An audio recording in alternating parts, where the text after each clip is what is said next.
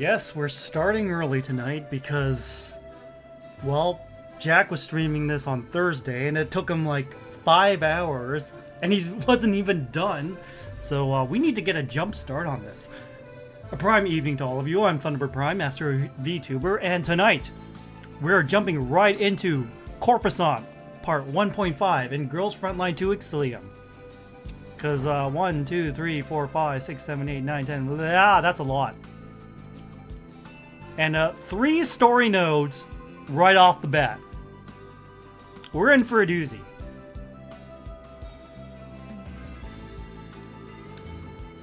I'm not even gonna pronounce that because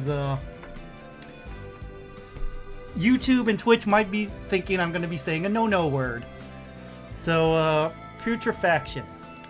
The first step toward the truth lies in seeking the fundamentals amidst the darkness. I sit on a sofa in front of the floor-to-ceiling windows, looking down on the city of Lviv. As a white zone city, it is a clean and bright place. Compared to previous green zone cities, it looks like the product of a completely different society. Lines of cars flow steadily down arterial streets, while corporate skyscrapers tower overhead. Everything here seems like it's completely disconnected from what lies beyond the quarantine walls. It looks even more developed than the major cities from my memories. Apparently, 10 years is plenty of time for a core city like this to accumulate all kinds of resources. If I hadn't been in the Yellow Zone all this while, this city would have convinced me the world was a better place compared to 10 years ago. I drag my focus back to reality. Behind me, Kolfne is jumping up and down on the bed, making strange dorky noises as she bounces.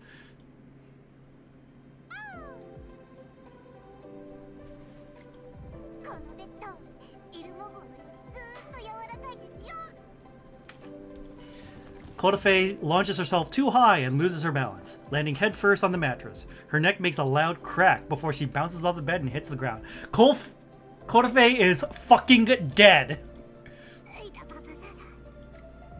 Or not.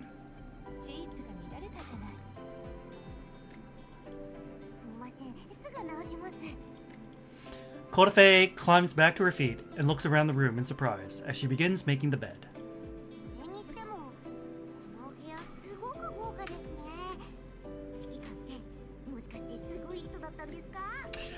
You could say that.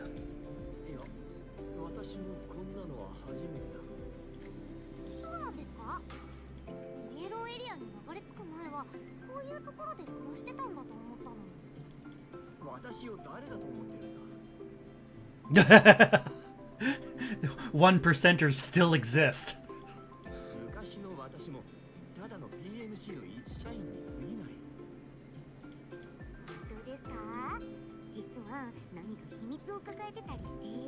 Yes, I am, but also, mind your business.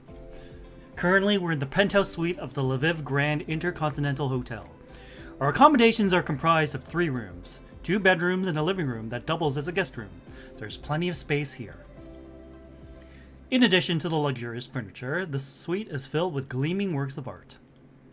Thanks to the pass, we haven't been hindered or searched once on our way here. In fact, the concierge handed us the keys to the suite without a second word. Municipal police eyed us a few times, 2 dolls at my sides, our luggage raising flags, but each time one glanced at our ID and they'd immediately backed off. I have to say, this does feel quite novel compared to my usual way of life in the Yellow Zone. While Group 2 didn't take the same train as us, the reports indicate that their journey has been going quite well too.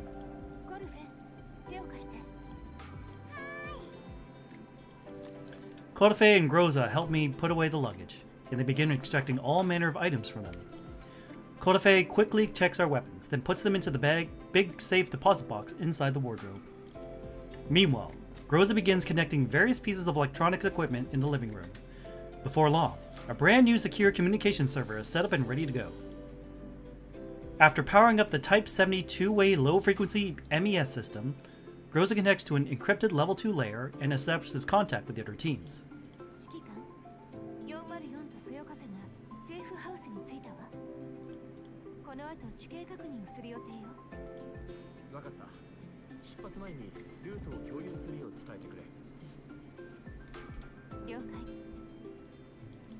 そういえばそろそろスプリングフィールドの定時連絡の時間だな。ええ、あと10分くらいよ。連絡が来たら教えてくれ。Groza nods, then begins briefing Group 2. I take out a bottle of sparkling water from the fridge. Glass is crystal clear, and even has an intricate seal on its surface. I sigh. This bottle of water will probably cost a month's worth of mission earnings in the yellow zone. I twist off the cap. The bitter liquid flows over my tongue and helps ease my fatigue a little.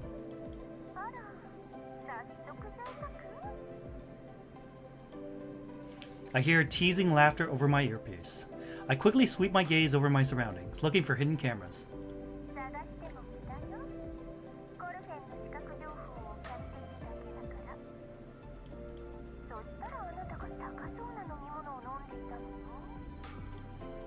I look behind me, and sure enough, Kotefe is sitting on the bed and looking at me. I walk over to Kofne and turn her head in the other direction.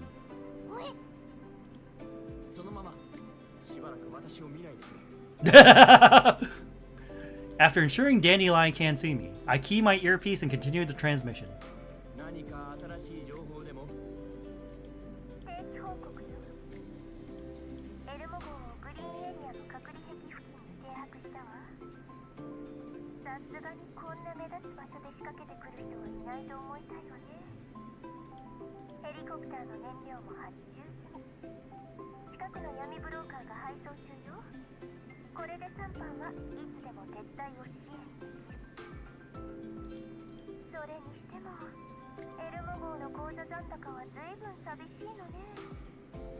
Don't bring my financial situation into this.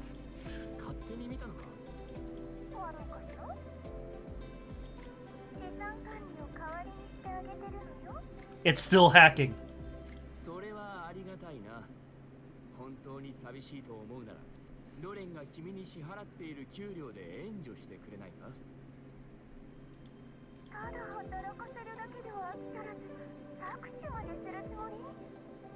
Yes. I choose to ignore Dandelion's theatrics.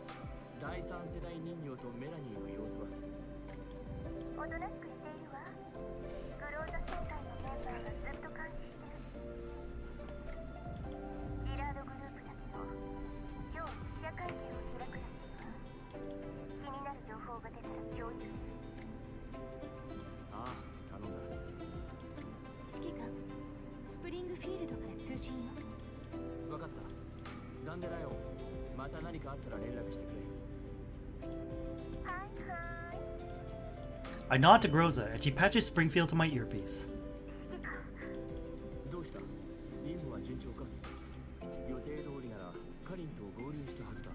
Yes, about that. Is she in the hospital?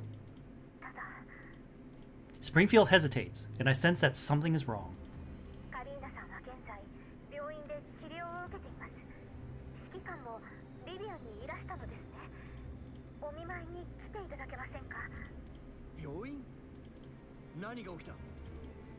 Springfield doesn't reply right away.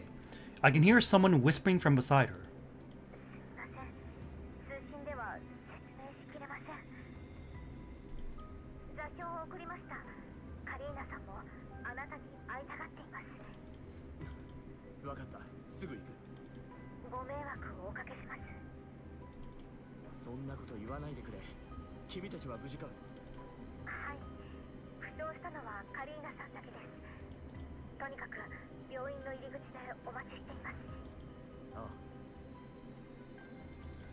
The transmission ends, and I begin thinking.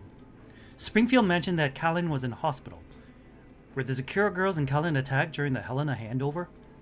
Alarms immediately go off in my head. If Helena could be snatched even in the White Zone, it means Namfa doesn't have much control over the situation in Lviv. That also implies that what Kruger said about putting the Gerard group on trial is probably not going to happen. I remember an incident in the city of Belgrade. It strikes me that I have nowhere near enough forces on hand to handle a clash of that level.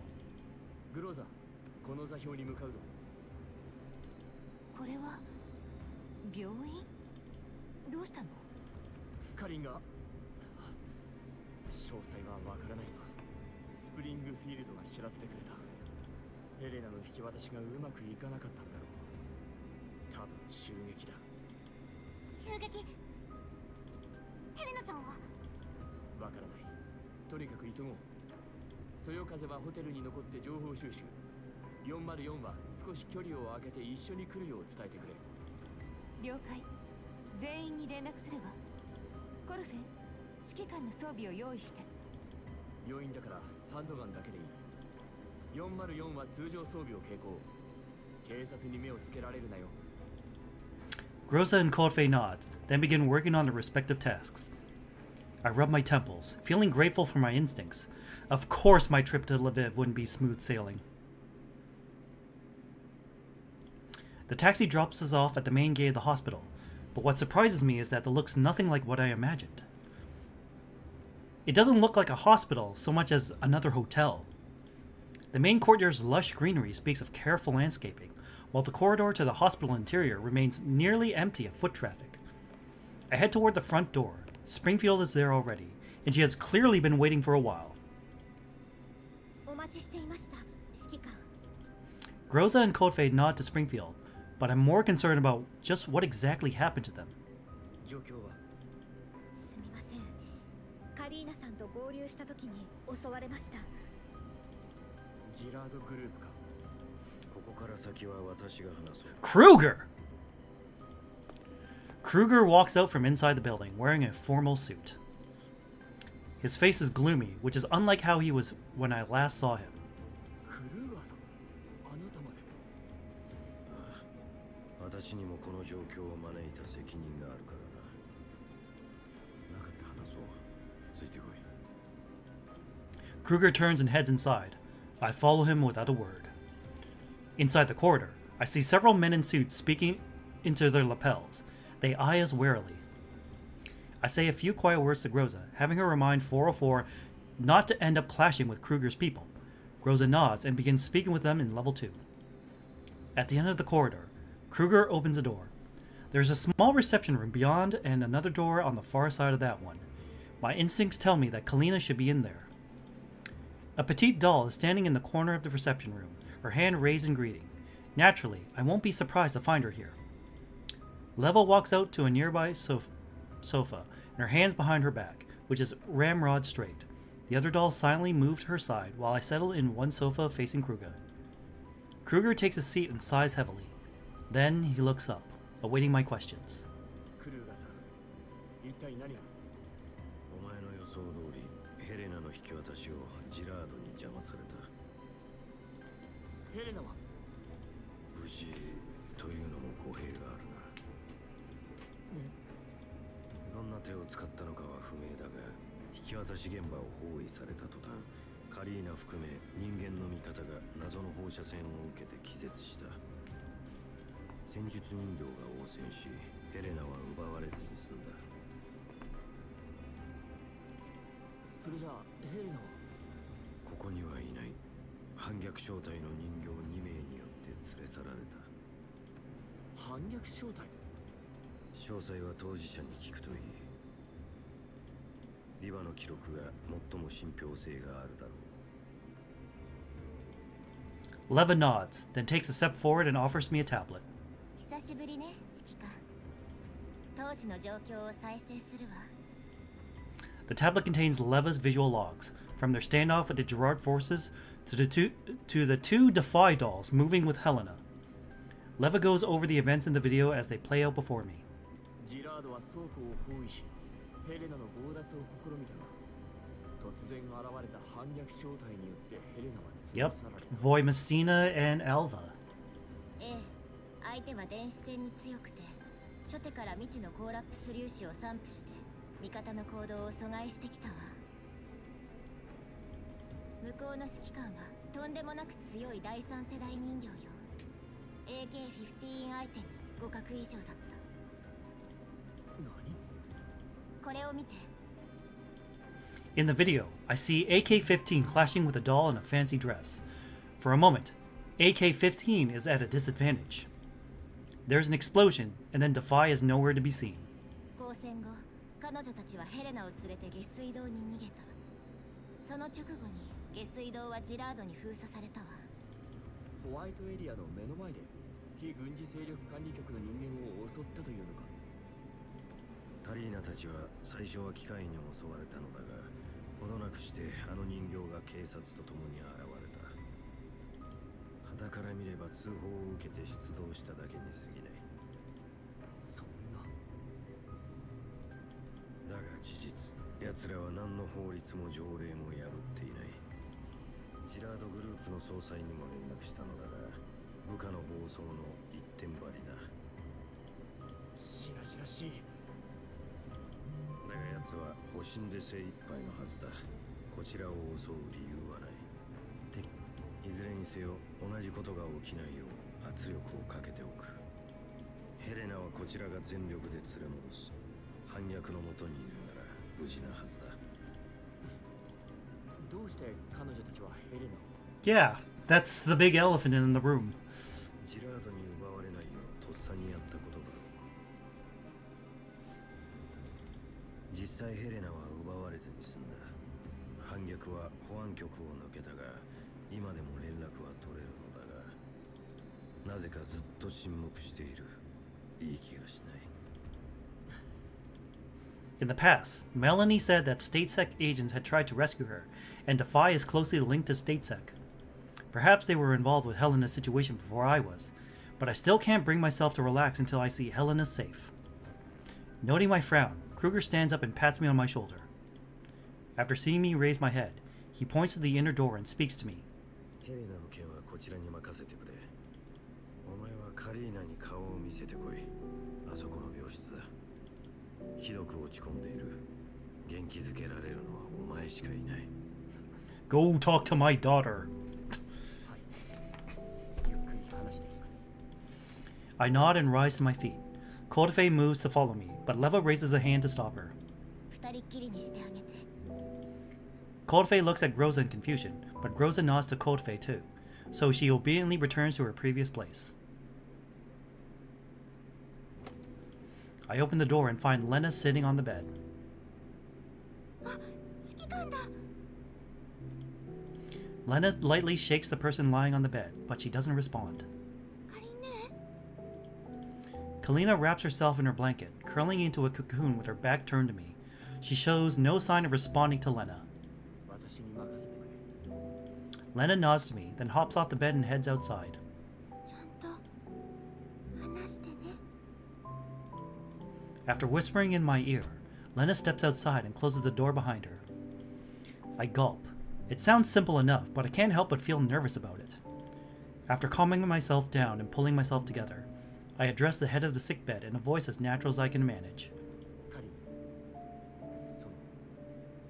大丈夫か。 I creep to her bedside and rise on my tiptoes, trying to glimpse her face. Kalin seems to realize what I'm trying to do and covers her face with a blanket. Soft sniffles escape from beneath the fabric. I sigh quietly and then take my seat beside her bed, waiting for her to emerge. The ward is filled with an almost unbearable silence, which only makes me more aware of how out of place I am here. I have to say something to break this deadlock, and with that in mind, I decide to speak. そういえば、まだあのやたら安い闇ブローカーを使っているのか。あそこまで安いとちょっと不安になるよな。でもカリンは昔から経費に厳しいかららしいといえばらしいけど、3時になってもやっぱり節約しちゃうものなのか。そんなわけないでしょ。 Yep, that's the Nao Toyama voice breaking through. Upon hearing this, Kalina is so annoyed that she pops her head out of the blankets and glares at me. 指揮官様にいい加減な闇ブローカーを紹介するわけないじゃないですか。いくらなんでもひどすぎます。 Thanks for getting first, Dora. We're having a long due reunion with our former co-worker. Her tears from just now are still welling up in her eyes. Without her blazer, Kalina's angry expression can't hide that glimpse of youth and innocence I remember. She seems to catch herself. In an instant, the sheets are yanked back over her face, her hands swiping hastily at tear-streaked cheeks.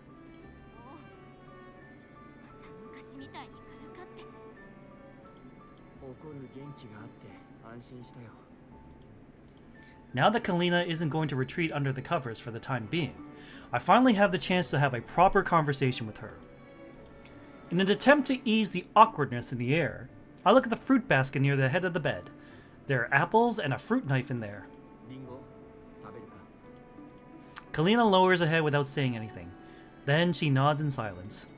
I pick up one apple and begin removing its skin. Meanwhile, Kalina's eyes are fixed on the apple. I hand her the peeled apple. Kalina takes a bite of it, and then the tears start flowing once again. 指揮官様、ごめんなさい。私はヘレナさんを守れませんでした。 Her voice is very soft, but every word oozes self-loathing and regret. I don't know how to console her. After thinking for a moment, I muster up a simple reply. ヘレナなら反逆正体と一緒にいる。ジラードに奪われずに済んだ。それより君の方は。私なんかどうでもいいです。 Yes, it does! そんなわけないじゃないか。 Thank you, Commander. ヘレナさんを二度も奪われてしまった。もうあなたに合わせる顔が。そんなこと言うな。大丈夫。必ず連れ戻す。信じています。あなたならヘレナさんを連れ戻すどころか、連れ去った敵もまとめて殺しめるでしょうね。 You're damn right. 昔からそうでした。 Kalina folds her knees against her chest and buries her face in them. でも私はあなたのようには弾薬の整理や報告書をまとめる方が好きなのに、そんな場所すら私にはもうないんです。だから嫌なことでもやるしかないのに、自分一人の力でも何かを変えられると証明しないといけないんです。でもできないの。どんなに頑張っても何も変わらなかった。どれだけ犯罪者を取り締まってもロレン全体どころか自分の周りすら良くならない。どうしてですか？ Kalina viciously clutches the sheets, and the wrinkles in them only grow deeper as she uses more force. 指揮官様が消えた時、すごく怒りました。どうして私にも何も言ってくれなかったんですか？足手まといになるから？いや、そうじゃないんだ。 I pause for a moment, and then I decide to tell her. 今まで十分苦しんできた君にまでこんな先の見えない生活をさせたくない。もう戦いに巻き込まれる必要は。指揮官様の目には私が映っていなかったんですね。いつまでも子供扱いして。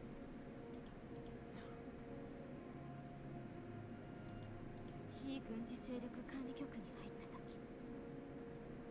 あなたの経歴を見させていただきました。それで悟ったんです。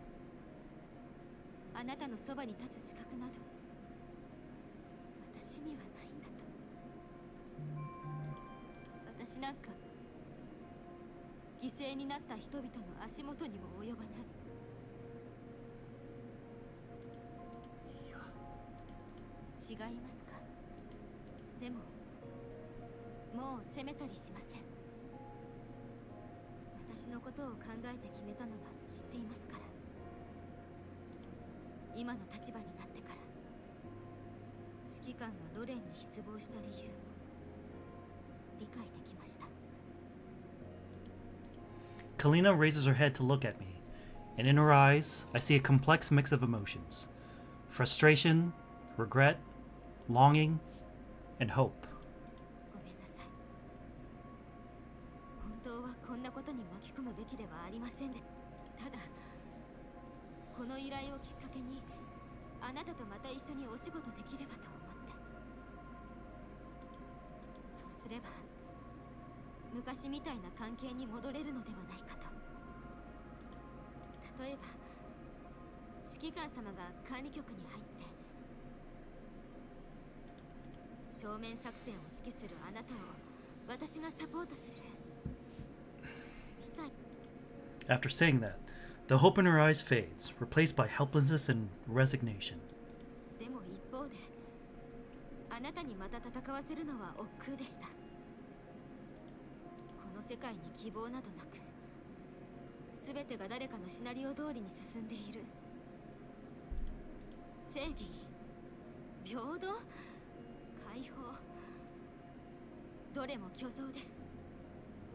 財団がどれだけ力を持とうが、壁外の人間が知ることはありません。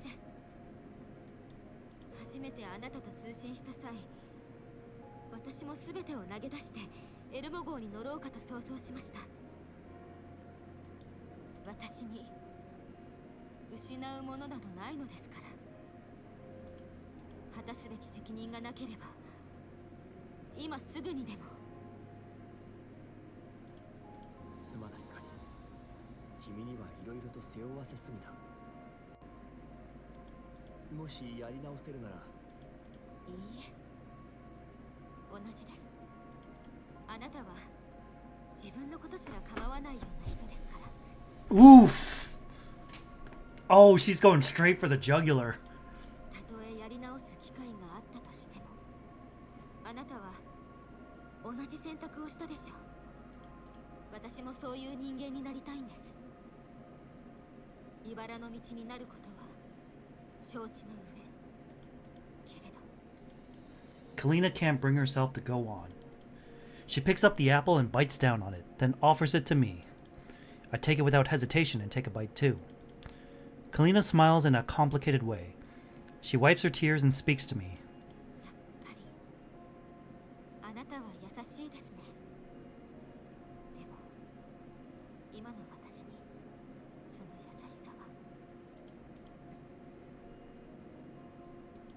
一人にしてください。 Kalina lies back down and covers her face with her blanket. I don't know what to say right now. Words bubble up inside me but die on my tongue. I put the apple on the table and stand back up, but she doesn't react. All I can do is turn away, open the door, and leave the room. Kruger is waiting for me right outside. 様子は？一人にしてと言われました。カリーナは負けず嫌いな上に責任感が人一倍強い。今回はお前も絡んでいる分、より答えたのだろう。私にできることはありますか？そうだな。 As though he knew I'd ask that question, Kruger turns away and picks up a folder, which he hands to me. ジラードグループの資料だ。お前の方でもジラードとパラデウスが手を組んでいることと楽園計画の存在についても知っているはずだ。楽園計画、一体何なんだ？それをこれから調べる。表向きはコーラップス汚染と再生エネルギーの研究プロジェクトだ。責任者はジラードグループ総裁の娘、オルフェルーネ。 It almost sounds like Orphanok. Orphalune. オルフェルーネ。ああ、今日の記者会見で計画の詳細を発表する予定だ。本来はカリーナが接触しに行くはずなのだが。 Kruger looks towards the ward. 今は休養が何より大事だ。お前に代役を頼めないか。何をすれば？記者に偽装してオルフェルーネに接触し、知っていることを聞き出せ。だが彼女の身の安全にはくれぐれも注意を払ってくれ。ジラードグループとはパラデウス関連の証拠を渡してもらう約束をした。それを阻止するために総裁の娘を標的にする輩がいてもおかしくない。なら保護すればいいのでは？まだやらなければいけないことがある。それが終わるまで管理局とジラードのつながりが世に出るリスクは避けたい。メディアがどう捉え拡散するか分かったものじゃないからな。世論ですか。わかりました。ああ、イワには情報面で支援させる。どう動くかはお前の勝手だ。お前の持ち込んだ武器や人形で事足りると思うが、必要なものがあれば知らせろ。了解。反逆とヘレナについて新しい情報があれば教えてください。無論だ。 Kruger pauses for a moment. よく戻ってくれた。やはりお前がいると心強いな。戻ってはいません。任務は必ず成功させます。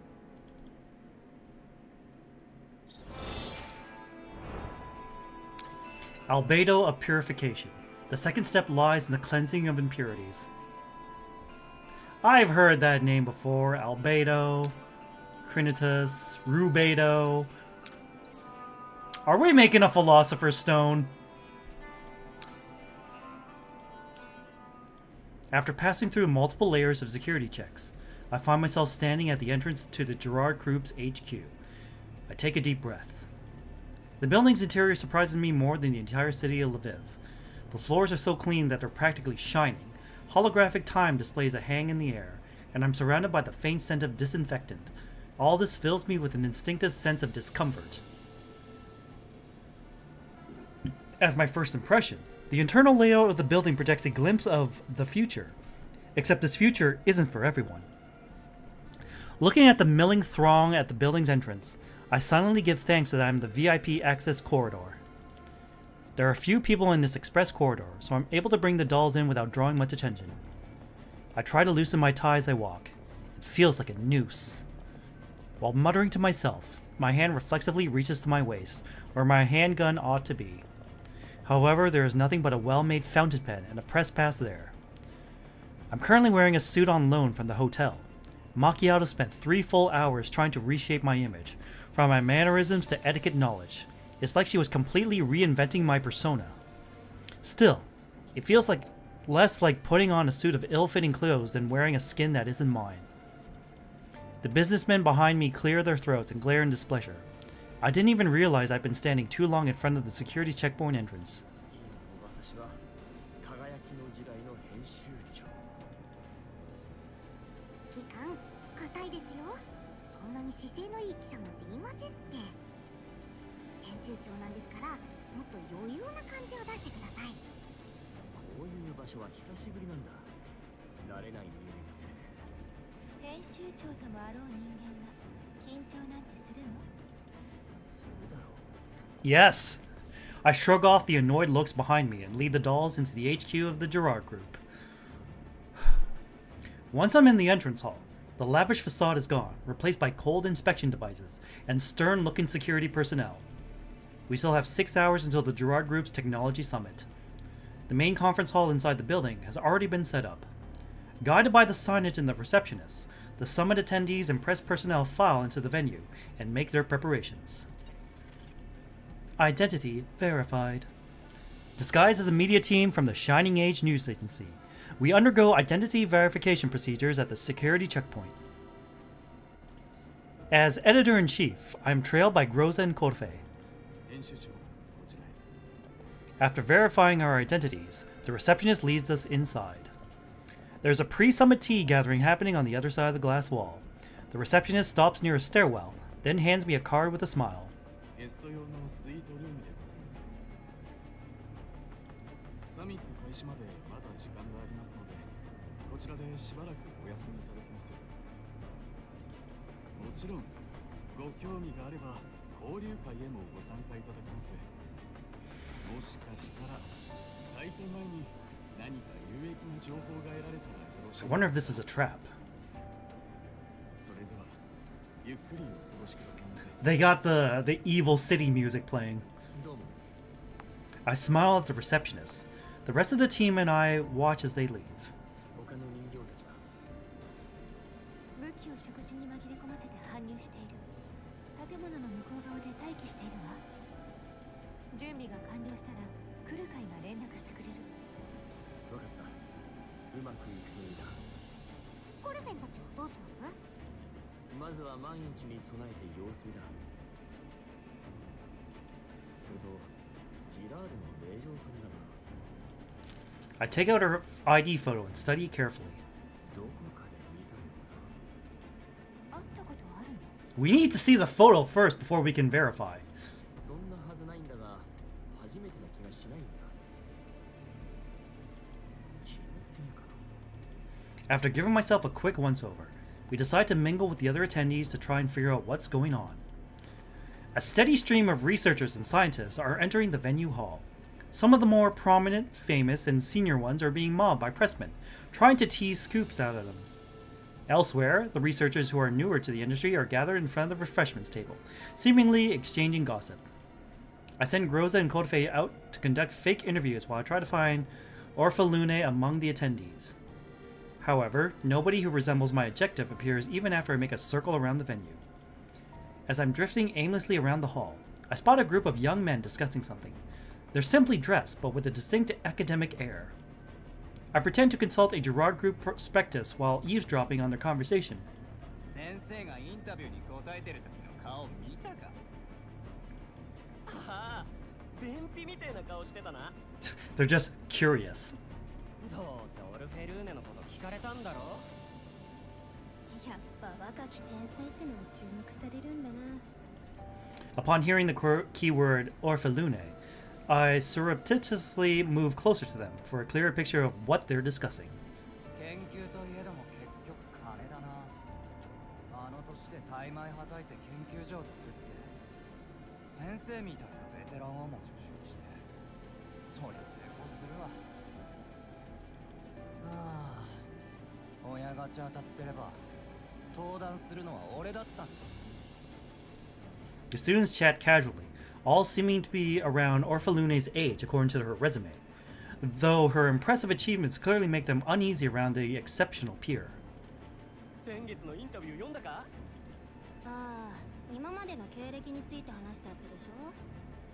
先生に読んで見習えって強く言われたわ。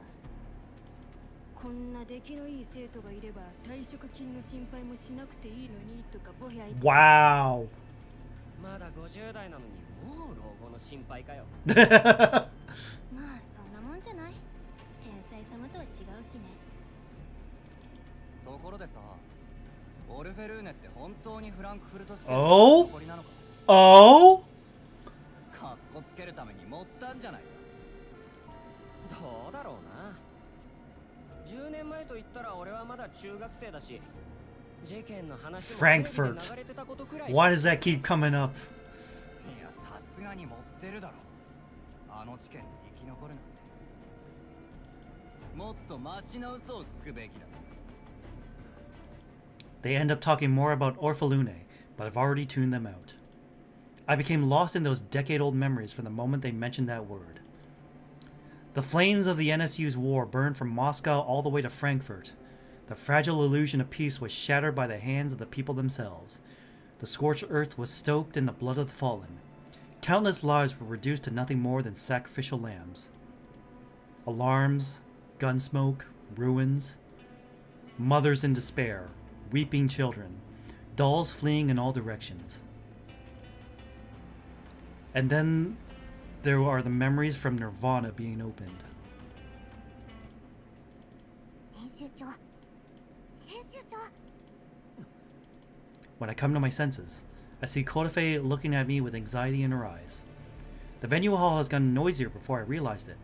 A large-scale pre-conference interview begins as the media personnel begin arriving. Flashbulbs and cameras are going off all around me. While I figure nobody remembers my face anymore, I should probably avoid exposing myself excessively to photographic and video recording equipment. ちょっと風に当たってくる。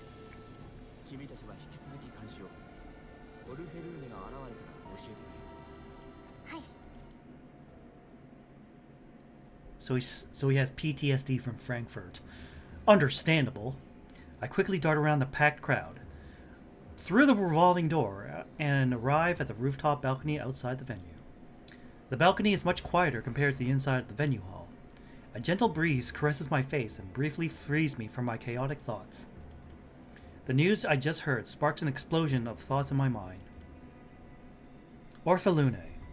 So, she was a survivor of Frankfurt after all. If that's true, then what role did she play when she was there? Was she a civilian? A scholar? A soldier? Or was she...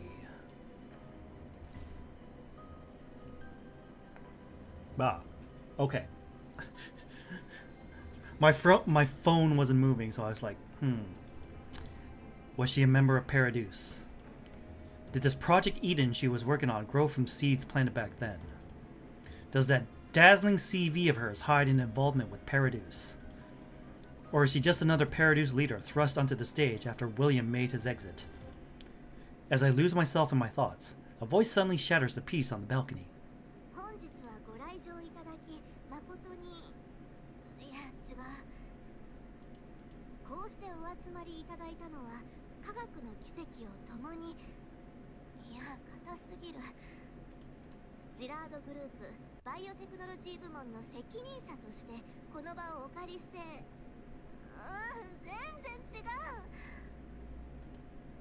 The voice comes from the other side of the balcony. There's a small gazebo there, half hidden by the shrubbery. I turn to look at it and see someone pacing there, seemingly frustrated about something.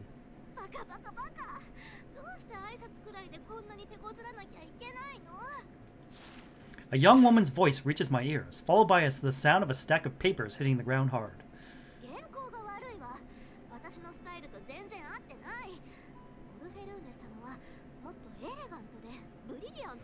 Elegant, brilliant. Oh, she's sprinkling in the English. I silently study the sudden speaker. While I'm still some distance away from her, my instincts tell me that she is my target. That said, I didn't expect to encounter my mission objective here at all. It's hard to believe that she, the daughter of the Gerard Group's chairman, would actually go around without a bodyguard by her side.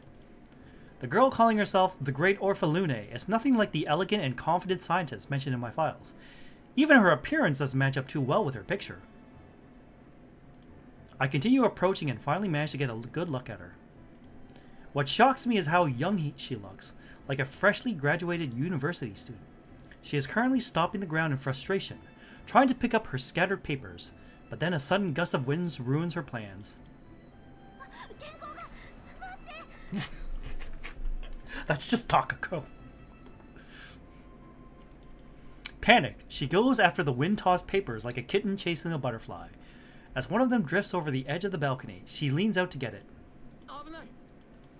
As I see her about to fall off the side of the balcony, I stop caring about whether she's my mission objective and break into a sprint. I grab her collar with one hand and pull her back from the brink, while snatching the fluttering sheet of paper out of the air with the other. She stumbles under the sudden tug, but soon finds her footing before turning to face me.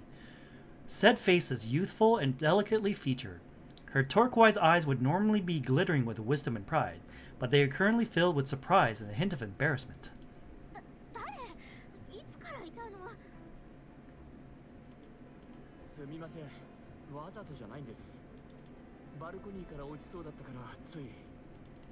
I hand her the paper I'm holding, and she snatches it back, her face flushing a bright pink.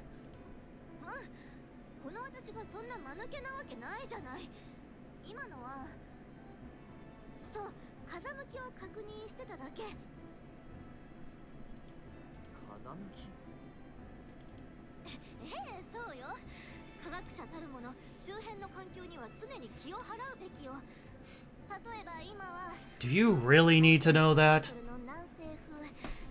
I don't think you do.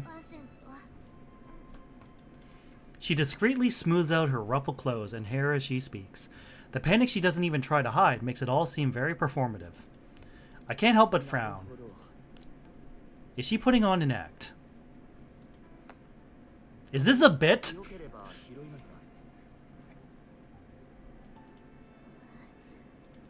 She hesitates for a moment.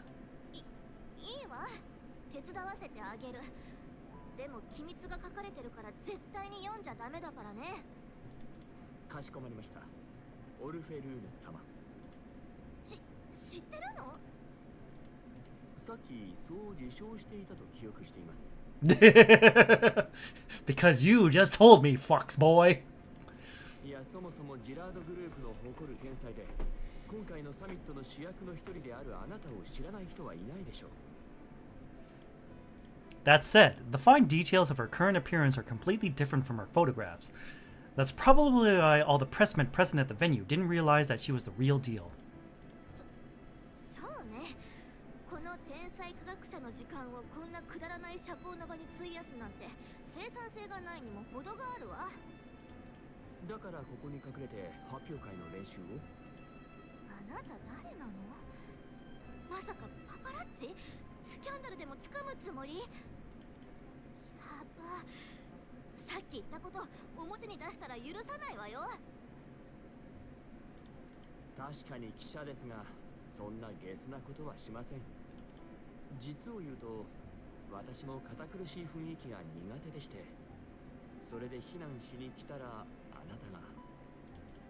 Understanding seems to dawn on her face. Sympathy and understanding flash through her eyes. Her mood does seem a little mercurial for someone of her status. わかる。しょうがないわね。とりあえず信じてあげる。発表、緊張なさってるんですか？そんなわけないでしょ。これくらいこのオルフェルーネ・ジラードにとっては日常茶飯事よ。Despite her words, she ends up crumpling the paper in her hands. 大勢の専門家の前で研究成果を発表するのは確かに気が引けます。今まで取材させていただいた方々も大勢を前にすると緊張するとおっしゃっていました。本当に？ええ、むしろそれは聴衆のことを気にかけている少佐とも言えるでしょう。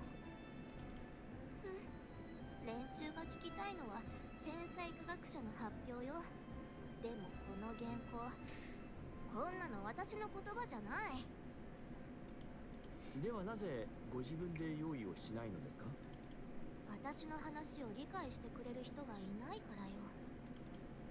Her expression grows complicated. It seems she's recalling an unpleasant experience. 前に一度自分で原稿を用意したけど、助手があれは災難だったって。Jeez. その発表の後、あの手この手で映像記録を抹消したそうよ。While the internet still exists. 災難。光量子もつれの研究で非ユークリッド位相空間に存在する色素分子のメタサーフェスを発見したわ。それはネゲントロピーを利用してダークエネルギーを生物エネルギーへと変換する。Okay. 興味ある？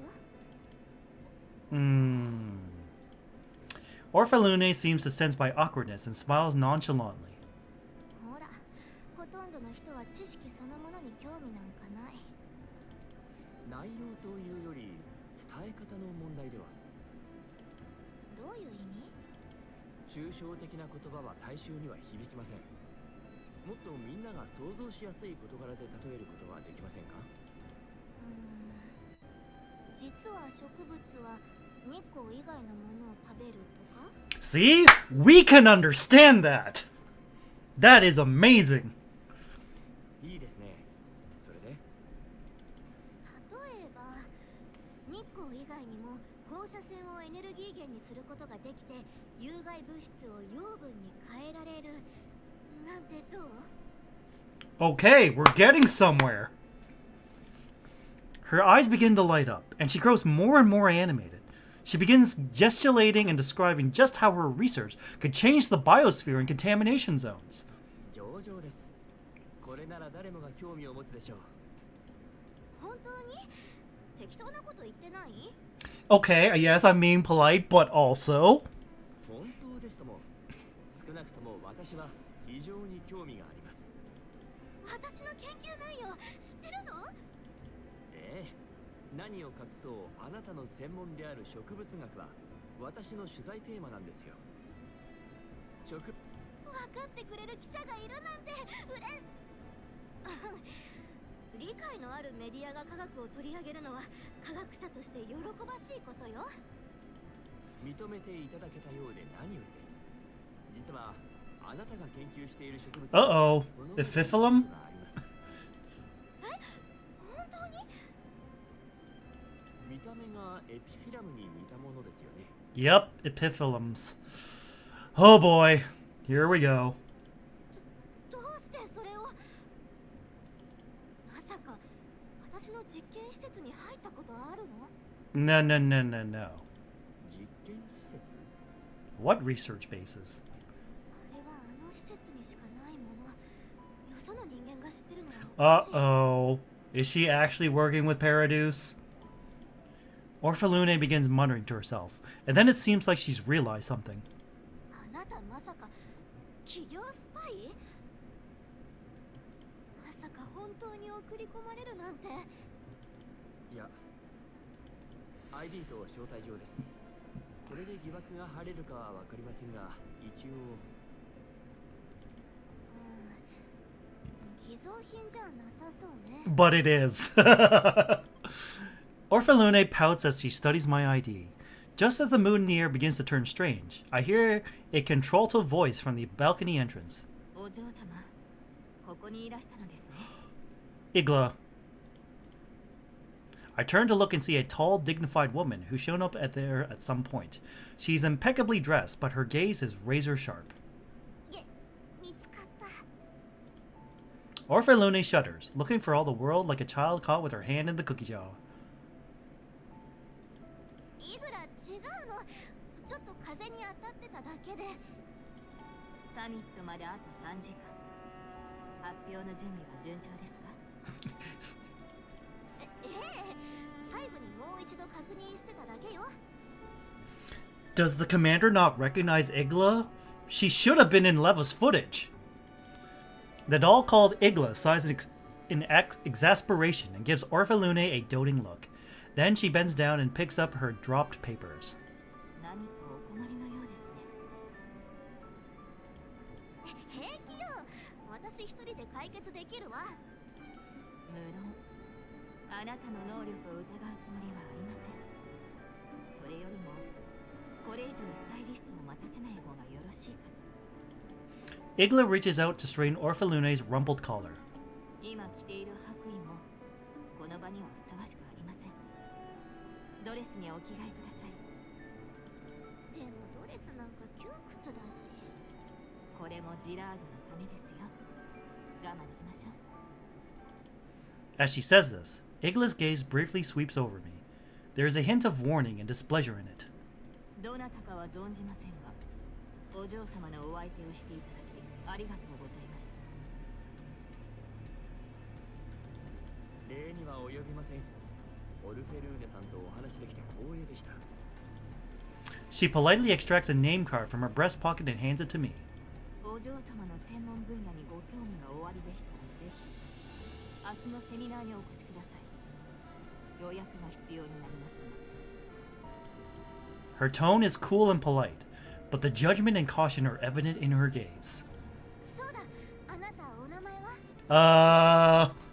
輝きの時代の編集長でございます。さっき ID をお見せしたはずですが。そうだった。偽造かどうかだけ気にしてたからつい。発表聞きに来てくれる？お嬢様、時間です。 If I can snag a reservation, sure. 質問があれば終わった後に聞きに来てもいいわよ。ちゃんと答えるから。 I feel like I've heard Orphalune's voice somewhere before.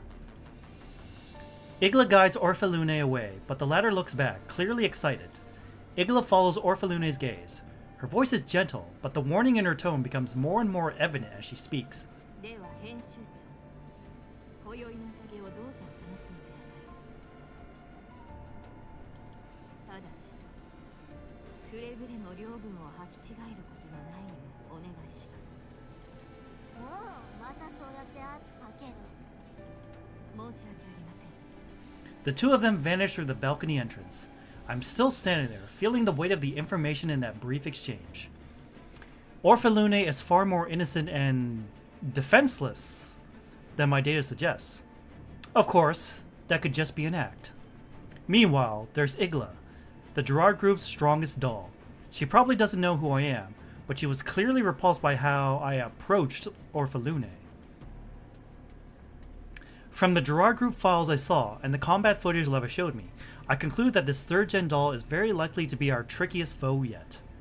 Seeing as how understaffed we are at the moment, it would be best not to arouse her suspicion for now. I studied the card Igla left me. In addition to the usual contact information, there is a line of small letters. Science runs on curiosity, but danger often begins there too. Choose wisely. Is that a subtle threat? I think that was a threat. Citrinitas of refinement. The 3rd step lies in extracting the treasure known as truth. There's still some time until the presentation begins, and there doesn't seem to be any more news worth overhearing. The dolls and I return to our room to plan our next move. My conversation with Orphalune just now had given me basic impression of her, while the presence of that 3rd gen doll has given me serious doubts about our upcoming mission. Being guarded by such a powerful doll all but confirms Orphalune's standing as heir, yet her reaction and way of speaking raised some doubts in me. She seems to have total faith in what she's studying. It makes me think that she genuinely believes she's doing a good thing. I don't smell the stench of Paradeuce's lies and evil coming from her. Instead, she feels too innocent? At the moment, it's difficult for me to tell if she's being genuine or if it's just an elaborate act. It seems I'll need to find a way to make further contact with her. The sound of footsteps comes from outside our suite as I ponder my encounter from just now.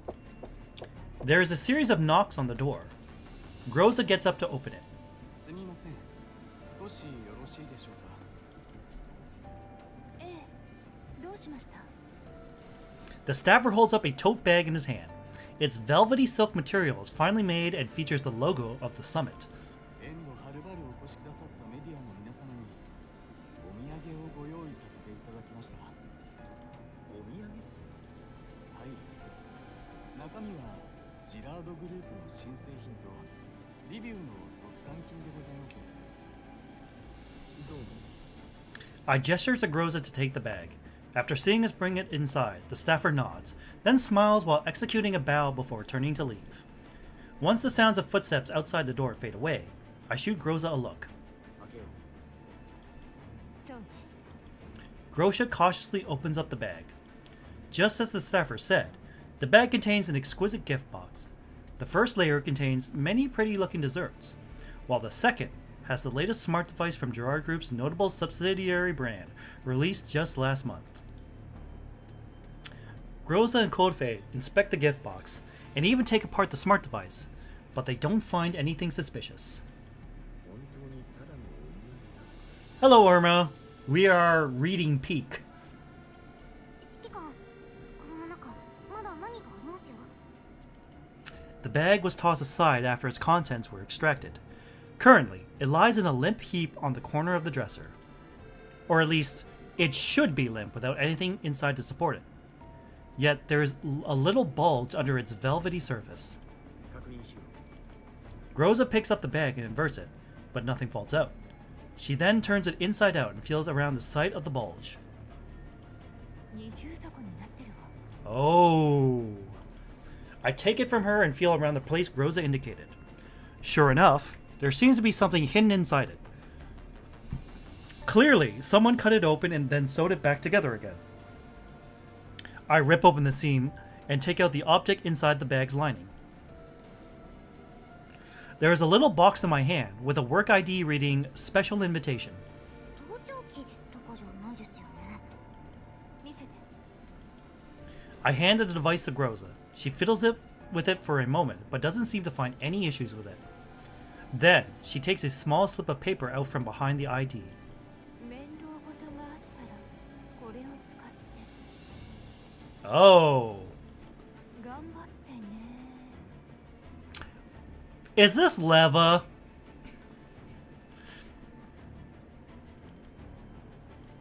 指揮官、ジラードグループに知り合いでもいるの？ No, but maybe it's from Orphalune? いや、身に覚えがないな。じゃあ管理局のサポートだ。 That's the only conclusion I can draw. Given the short notice and circumstances, I think it's from Orphelune. カリンたちだったらもっと早く渡したはずだ。それもそうですね。念のために確認してみませんか？ No. I nod, and Leva picks up the call shortly afterwards. I tell her about the work ID. あら、私がそんなむやみにサプライズを送るように見える？ It's like, hell no. 今持ってる情報はすべて渡した。そのカードだけど、 Leva pauses. 詳細は言えないけど、私も似たような感じで助けられたことがある。とりあえず、人の行為は受け取ってあげてもいいんじゃない？ After hanging up, I inspect the ID again. The card is very well made, but there's nothing special about it. I sense that this card is definitely going to come in handy, so I tuck it away into my pocket and wait for the presentation to begin. 20 minutes before the summit. お嬢様の出番は最後になります。発表の時間は30分。何かあれば合図してください。すぐに対処いたします。スライドもサーバーにアップロードしました。あとはリモコンのボタンを押すだけで大丈夫です。他に確認したいことはありますか？ Remember that Alva or someone else Defy related sent Leva a warning. Yes, I do. And I also remember that the business card that Igla just gave the commander also has a thinly veiled warning. ないわ。この程度、天才科学者オルフェルーネ・ジラードにとって朝飯前よ。 Orphelune plants her hands on her waist and proudly raises her chin. She has a confident smile on her face, but a keen observer would note that her hands are trembling, and there is a faint sheen of perspiration on her forehead. ええ、当然でございます。失礼いたします。 Igla takes an elaborately stitched handkerchief out of her pocket and lightly dabs away the moisture on Orphelune's forehead, then takes out a mirror from a pouch and starts smoothing out the straps of Orphelune's dress. ねえイグラ、私の髪乱れたりしてない？登壇するからには完璧な状態にしないと。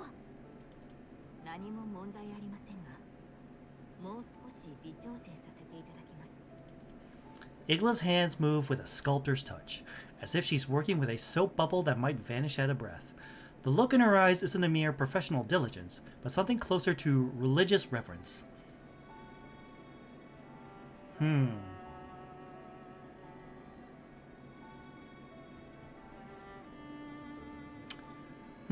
So you might be talking about Helen, right?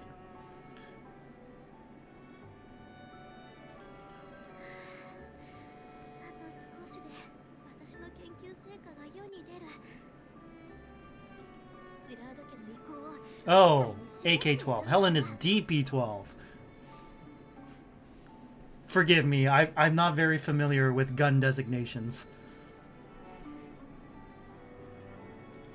ええ、全員がひれ伏すことでしょう。ねえイグラ、時間が来るまでそばにいてくれる？ So, let me just quickly check who is AK-12, or at least what she looks like. AK-12, Girls Frontline. Ah.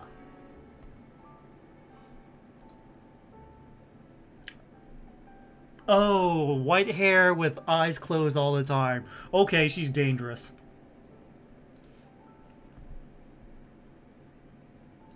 Okay. If I know my anime tropes, the character with white hair and their eyes always closed is a serious threat. 緊張とかそういうのじゃないから、スケジュールを滞りなく進めるためよ。いついかなる時もあなたのそばにいるのが私の務め。そして誉れですよ。じゃあさっきはどこにいたの？すごく待ったんだから。確かにイグラの目を盗んで抜け出したけどさ、こんな日に遅刻するなんて。 The original Alpha. 申し訳ございません。不安要素を取り除きに行っておりました。招かれざる客がお嬢様の研究に分不相応に関心を向けていました。 Oh. またそういう連中か。ご苦労様イグ。きっと私の成果を盗もうとしたに違いないわ。 Oh. でもそれも今日で終わり。発表さえすればもう警戒する必要はないわ。その通り。そしてお嬢様の名は世界に轟くでしょう。 Thanks to Igla's soothing words, Orphalune's tension has completely drained away. Just as she's about to continue preening, an unexpected visitor interrupts her. これはオルフェルーネ。 Wow, Zimmerman. He's back to his official persona. I wish I could kick him in the balls right now, but I'm not physically there in the room to kick him in the balls, so tough luck. A distinguished gentleman in a dapper suit strides into the room, a warm and affable smile on his face. ジマーマンおじさま。 Oji-san, こんばんは、ジマーマン様。 Igla's face is perfectly composed, but her body shifts almost imperceptibly in order to put herself between Orphalune and the newcomer. 相変わらずの警戒心。窮地の中ではありませんか。 Even Igla knows. まったく大した使用者よ。それが私の務めです。今日は来ないのかと思ってたわ。議会は午前中に済ました。娘も同然のお前の晴れ。 Oh, 見ぬわけには you were いかない。 actually related. いつ来たの？少し前にな、会場を見て回ったよ。 Uh-oh, did he see us? ところで、オレクはお父様は大事な接待があるって。 Uh-oh. 最初から期待してなかったし、どうでもいいわ。 Orphalune proudly raises her chin, pretending that it doesn't bother her. リュウリックおじ様が亡くなっていろいろドタバタしてるし。 Oh, Rurik is also her uncle. Wait. Does that mean Rurik and Zimmerman were related by blood or related by marriage? お父様も私にできるのは研究に専念することだって。まさかリュウリックが財団に黙って不義理を働いていたとは誰も思うまい。辛い日々だったろう。奴の悪事が公になった瞬間、ジラードグループの株価は大幅に下落した。私にできることがあれば遠慮なく言えとオレクに伝えてくれ。ジラードとファルベンは運命共同体なのだから。 Uh-huh. お前が小さい頃からの付き合いだ。 Uh-huh. ここで見てみる Lies. わけにはいかない。 Lies and lies. ジラードグループを代表して感謝申し上げます。ですがこの程度で基盤が揺らぐほど我々は山ではありません。お嬢様の発表をもってジラード家の底力を世に知らしめることになるでしょう。そうですか。これは今夜がますます楽しみだ。 Zimmerman's gaze shifts between Igla and Orphalune, a subtle smile on his face. ところで、楽園計画はすでに第一段階の成果を公表する段階に至ったので。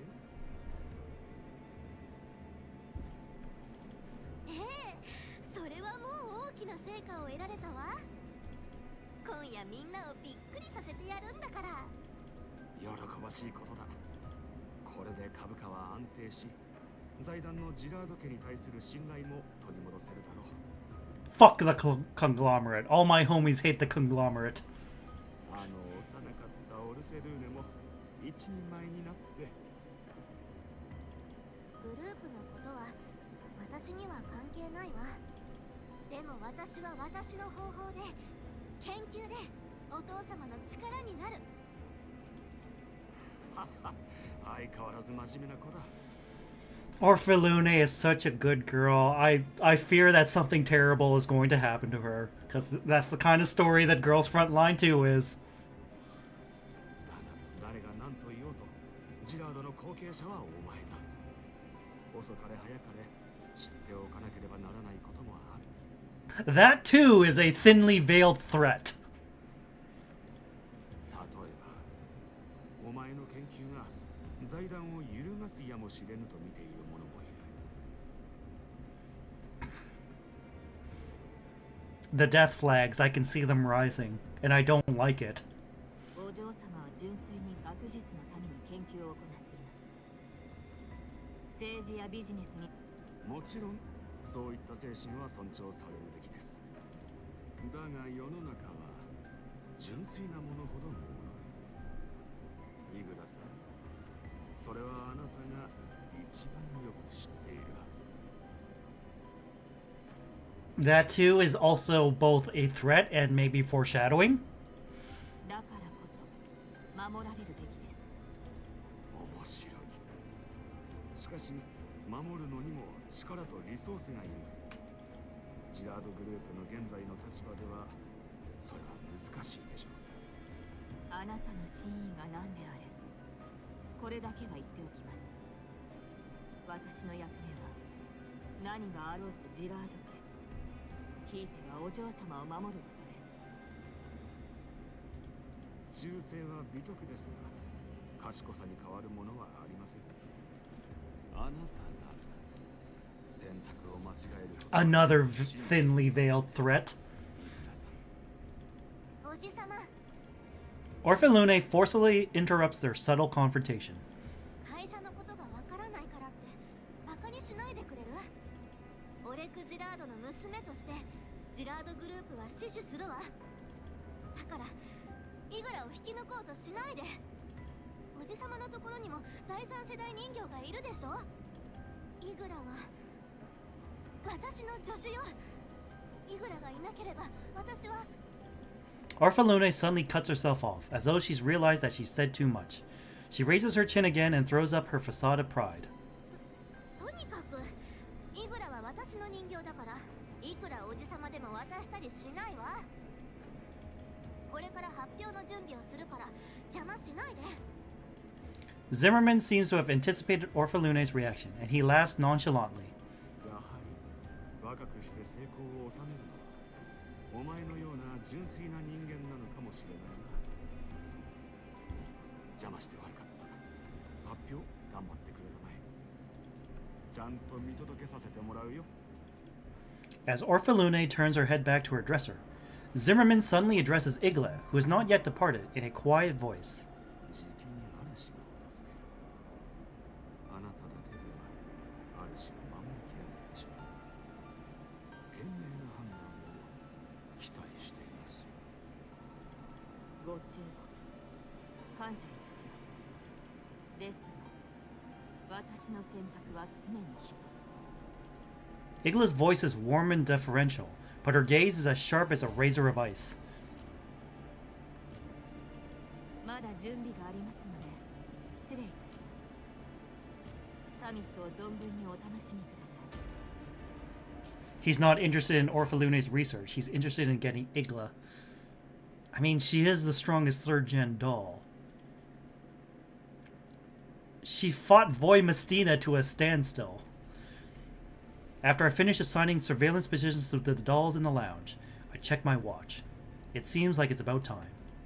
The summit is already halfway through by the time I exit the lounge and reach the conference center. One botanical researcher after another takes the stage to scattered then swelling applause.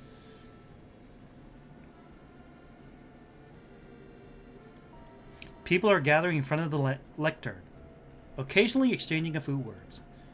I signal to Groza and Kotefe, then silently blend into the crowd. Yeah, he orchestrated Rueg's death so that the permissions of Cocoon and Darcher could be transferred. A lectern, I feel like it's like something similar to a podium. I mean, lectern meaning... Yeah, it's a podium. It's just a fancy word for a podium. ありがとうございました、タレスさん。お次は植物学の期待の新星、そして楽園計画の主導者、オルフェルーネ・ジラードさんです。皆様が最も気になるであろう楽園計画の詳細を公表していただくと同時にご質問にもお答えいただけます。 After a round of applause, Orphalune gracefully takes the stage. Perhaps it's because I only just saw another side of her this afternoon, but the Orphalune who had just revealed herself takes me by surprise. She's wearing an exquisitely made haute couture evening gown, her golden blonde hair neatly styled, exuding elegance and class with her every move she makes. She's nothing like the coltish girl I saw on the balcony this afternoon. With a slight raise in her chin, she regards the entire audience with a look that could almost be considered arrogance, then bends into a graceful bow before beginning to speak.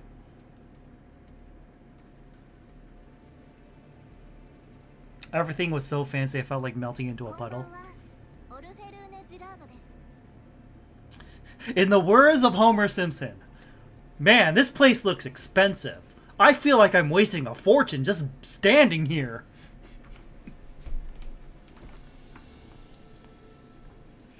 今夜我々がここに集まったのは科学者である以前により良い未来を求める探求者でもあるからです。そしてまさに今この瞬間から新しい時代が始まろうとしています。緑の浄化者である植物にはまだまだ驚くべき秘密が隠されていたのです。最初に皆様にお伺いします。 Let us consider a problem. 植物に放射線を吸収する能力はあると。 Where specially filtered plants can effectively absorb and process ambient radiation. やっぱり原稿をそのまま読んでいる。 Orphalune is the undisputed center of the venue's attention. The researchers, businessmen, journalists, everyone is listening intently, looking forward to how her words will change the world. Radioactive particle absorption through large-scale planting, improving purification zone efficiency at a lower cost. Those grand declarations do sound very promising. But all these are definitely not the true aim of Project Eden. That said, what is its true aim? All the research she's mentioned so far sounds like a lot like the operating principles of collapsed epiphyllums. Could it have something to do with Paradeuce's upcoming moves? Are the Gerard Group's attempts to kidnap Helena part of Project Eden too? I suddenly realize that I simply have too few clues about what's going on. Even if Namfa and I managed to find a few traces of it, I'm still clueless about the Gerard Group's upcoming plans. Orphalune continues her presentation beneath the spotlights. The audience's interest is steadily rising as she continues, and everyone is eagerly looking at the young scholar before them. 私たちは無意識に汚染エリアの浄化は果てしなく困難なものだと思い込んできました。しかし技術の進歩とともにより確実で安定したそして低コストの方法で人類が領土を取り戻す可能性が芽生えました。植物という古来より存在する生命の力を借りて未来を切り開くのです。皆様のご期待に応えるべく2日後に楽園計画の第一段階を実行いたします。 In 2 days, huh? It's like saying the game is going to release tomorrow. そしてこの計画のもたらす変化を全リビューが見届けることでしょう。ありがとうございました。 オルフェルーネさん、オルフェルーネさん、 Current Affairs reporter. 質問よろしいでしょうか。計画は2日後に実行するとのことですが、ジラードグループの株価に楽園計画がどのように影響すると思います。 As the journalist begins surging forward, the previously serene venue boils over in an instant. I approach the lectern in the company of my peers and notice that Orphalune, who is about to leave, has an annoyed look on her face. She gestures to Igla, who's standing beside her. Fortunately, the host manages to hold off the throng of journalists. 記者会見は30分後 B ブロック内で行われます。入場の際は特別招待状をご提示ください。オルフェルーネさん、ありがとうございました。 As Orphalune leaves, I hear a ripple of dissent from around me. またか。骨を持ってるやつの特権だな。目の前にスクープがあるのにいつもこうだ。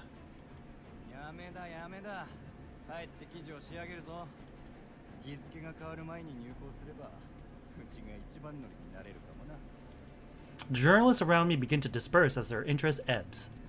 Once things around me settle down, I head to a corner and take out the work ID labeled Special Invitation.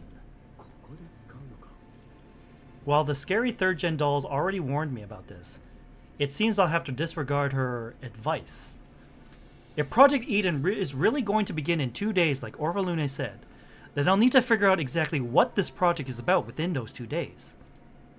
Currently, my situation is like being adrift in a boundless ocean, so I need to seize on anything I can find, even if it's just a little plank of driftwood. After briefly considering my next moves, I share my thoughts with the dolls so they're ready to act at any time. Then, I grip the work ID in my hand and walk toward the building at the end of the corridor. こちらが記者会見の待機所となります。ここでお待ちください。はい。 To my surprise, I actually managed to use this dubious work ID to get into this specially designated interview area. It's like, holy shit, it actually worked. It's that easy. FOMO tactic to get them investors investing. God, even in real life, I can't avoid FOMO. This is bullshit. Although the press conference hasn't begun yet, I can tell that I'm the only one who doesn't belong here. Wow, Irma, look, it's you!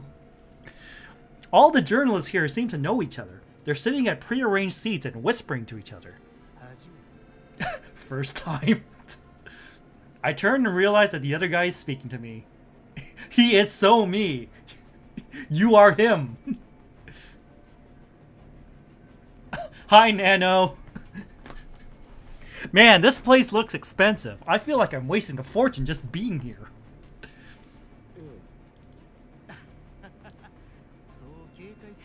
Reporter? Question mark?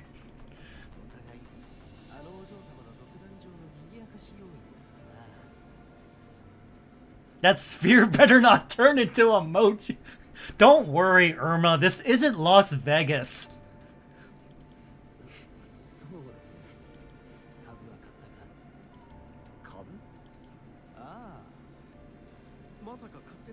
They're paid actors. And they're investors too.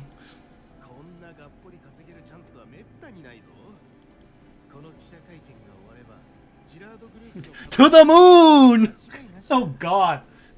I can't believe we're getting Wall Street Bets references in Girls Frontline 2.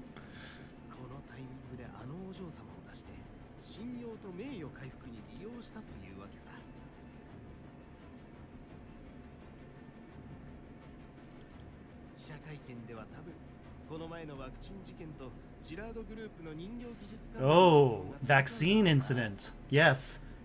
Intertwined assault. The Orphalune brand. Wow, it's like a VTuber brand. Orphalune is a VTuber confirmed.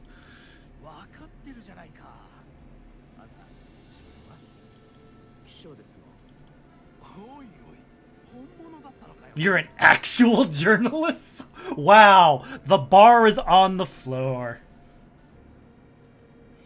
Thunderbird VT vaccine. It gives you immunity to Baja Blast, so you can just drink as much Baja Blast as you want.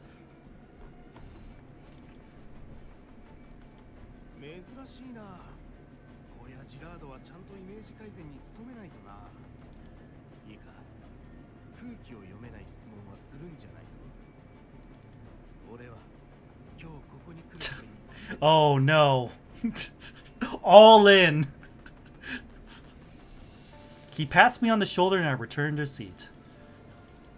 As the press conference draws closer, my surroundings gradually quiet down. Orphalune shows up on time. However, there is a hint of distaste on her face compared to how she looked at the presentation just now. While she retains the same haughty attitude, her gaze keeps sweeping the audience, as though she's looking for something. Igla stands faithfully by her side, with prim and alert expression on her own face. After the host announces the beginning of the conference, the journalists around me all raise their hands. Their questions are all meticulously crafted, just like what the man from before said. Each syllable from Orphalune's lips will move the market needles, influencing the position of the Gerard Group in the industry and the market. This begs the question, how many in real life events like these have paid actors to raise stock prices? Yes. The answer is yes. Does that sound very cynical? Yes, it does. But what if Orphalune herself? Did she memorize an utterly boring script before the press conference started, just like what she was doing on the rooftop balcony this afternoon, rehearsing the answers to potential questions? And what about me? Someone gave me this idea. What do they want me to find? Or rather, what do they want me to change? ご質問は以上でよろしいでしょうか。 Orphalune stands to one side. She seems relieved. Meanwhile, her eyes are still sweeping the venue, searching for something. Nobody else is raising their hand. それでは終わりに待ってください。 Oh. Everyone turns to look at me in surprise. Right as she's about to leave, Orphalune stops and turns to look at me. A hint of surprise crosses her eyes. あなたはさっきバルコニーにいた。オルフェルーネさん、質問よろしいでしょうか。 Orphalune ignores the host's attempts to stop her and takes a few steps forward. Igla immediately tenses up, but Orphalune gestures her to relax. 喜んでお答えします。少し前に簡単なインタビューをさせていただいたと思うのですが、そこで私はあなたが研究している植物と似たようなものを見たと言いました。 I'm playing with female Shikikan, so her voice in the scene was peak. Oh, I can definitely believe it. それはあなたがリビウで作ったものと違い、汚染エリアで大量に発見され、その後人工栽培が試みられた植物です。その名はコーラップスエピフィラム。 Uh-oh, the music changed. Does she know? この植物はコーラップス粒子を吸収・放出する特性を持ち、レッドエリアで幾度となく目撃されました。 Oh, we got the evil music. しかし、エピフィラムの存在はなぜか隠蔽されており、ロレンやジラードグループが公表した資料には記載されていません。あなたの発表内容とエピフィラムには共通点がいくつもあるように思います。あなた、どうしてそこまで。教えてください。あなたの研究とエピフィラムに関連性はありますか？それは楽園計画の革新となる技術なのではないですか？ As I ask my question, the host is already speaking into the walkie-talkie in his hand. Shortly afterwards, several Gerard Group security personnel enter the room and swiftly approach my position. すみません。事前にお知らせした範囲以外の質問はご遠慮願います。 We're getting kicked out. Orphalune's hands tighten around the microphone she's holding. She seems to be hesitating. Her gaze is wavering, and she occasionally glances at Igla, who's standing behind her. Meanwhile, I ignore the host's attempt to stop me and continue addressing Orphalune. オルフェルーネさん、私はあなたの研究に大変興味があります。あなたの植物に対する造形はこの程度じゃない。あなたの本当の研究を世に知らしめてみませんか？ Female Shikikan sounded very serious when she was asking Orphalune the questions. Male Shikikan just sounds the same as always. What can I say? It's just a man thing. We can be upset, in despair, joyful, but our voice will sound the same no matter what. It's both a blessing and a curse.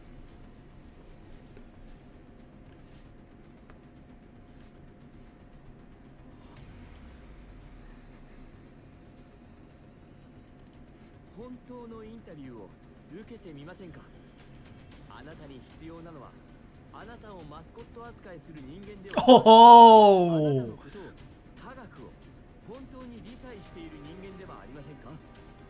The summoned security guards have already reached me.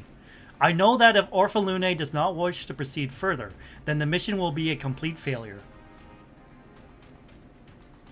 There's probably no better opportunity to reproach a scientist as heavily protected as her than today.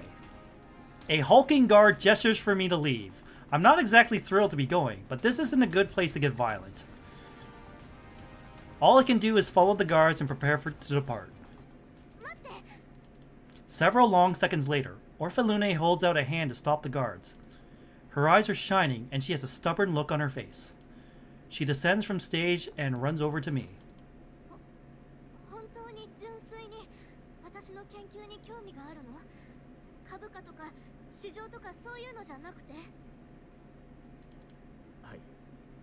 私は科学者としてのあなたを知りたい。ジラードグループの令状や若き天才という看板ではなく。やっぱりあなたは他の俗物とは違うと思ってたわ。We're in!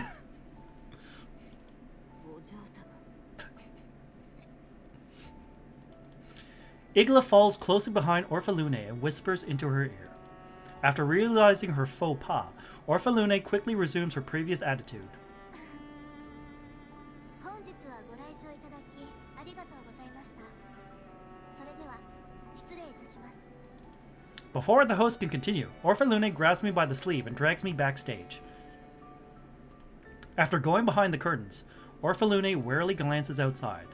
After ensuring that we will not be interrupted, she continues speaking to me in an excited voice.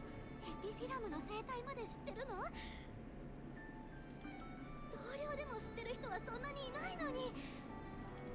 じゃあ私のやりたいことも分かってるわよね。いや。やっぱり待って、心の準備ができてなかった。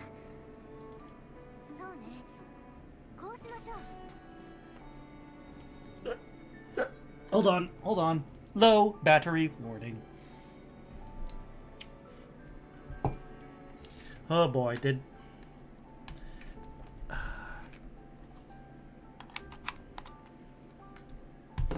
Come on. There we go. We're back. We're back to being animated. あなたの質問、何でも答えるわ。でもそれは今じゃないし、俗物たちの前で話すことでもない。明日、独占インタビューを手配してあげる。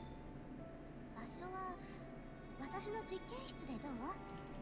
それまでに聞きたいことまとめてきなさいよね。期待してるから。私の研究は株価を上げるだけの道具じゃないってことは。ありがとうございます。ご期待に添えるよう尽力します。 Orphalune raises her chin proudly, but she can't keep the corner of her mouth from turning up. She turns to whisper something into Igla's ear. Igla's expression immediately turns complex, but in the end, she nods respectfully. Then Igla turns and addresses me in an extremely polite tone. 弊社広報担当の連絡先です。明日のスケジュールについて彼の確認 Standing by.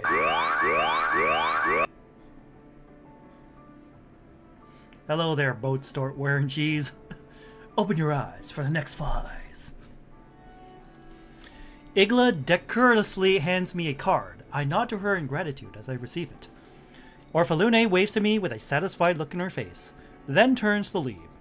Igla follows behind her, but before she goes, she shoots me one final warning look.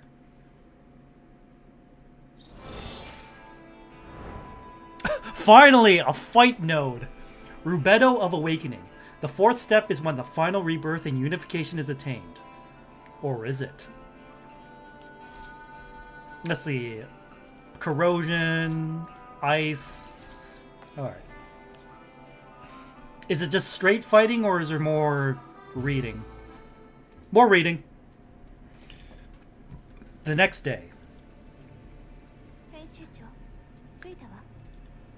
After stepping out of the limo that the Gerard Group arranged for us, we find ourselves in front of a white office building. It's inside a science park on the outskirts of Lviv, and it stands out by being the sole towering structure in the vast park area. ここか。思ったより質素だな。ええ、とてもああいう実験をしている場所には見えないわ。Yes. Uh-oh. There we go. 楽園計画の研究所はまさに楽園だった。見出しはこれでどうですか？本当に記事を書くわけじゃないんだから。But what if we did though? 役作りは大事ですよ。See, Cole Fay understands the concept of kayfabe. I look at the time. We set out early to avoid any complications, and so the time right now is 9:40, 20 minutes from the appointed interview time. まだ時間があるけどこのまま入る。ああ、早いに越したことはない。待たせるのは失礼だからな。行こう。 Jump! Authorize! I have the dolls grab the equipment. Then we enter the office building. こんにちは。お約束でいらっしゃいますか？オルフェルーネさんの独占インタビューです。 The staffer looks at the paper and grows his hand and carefully checks it in the system.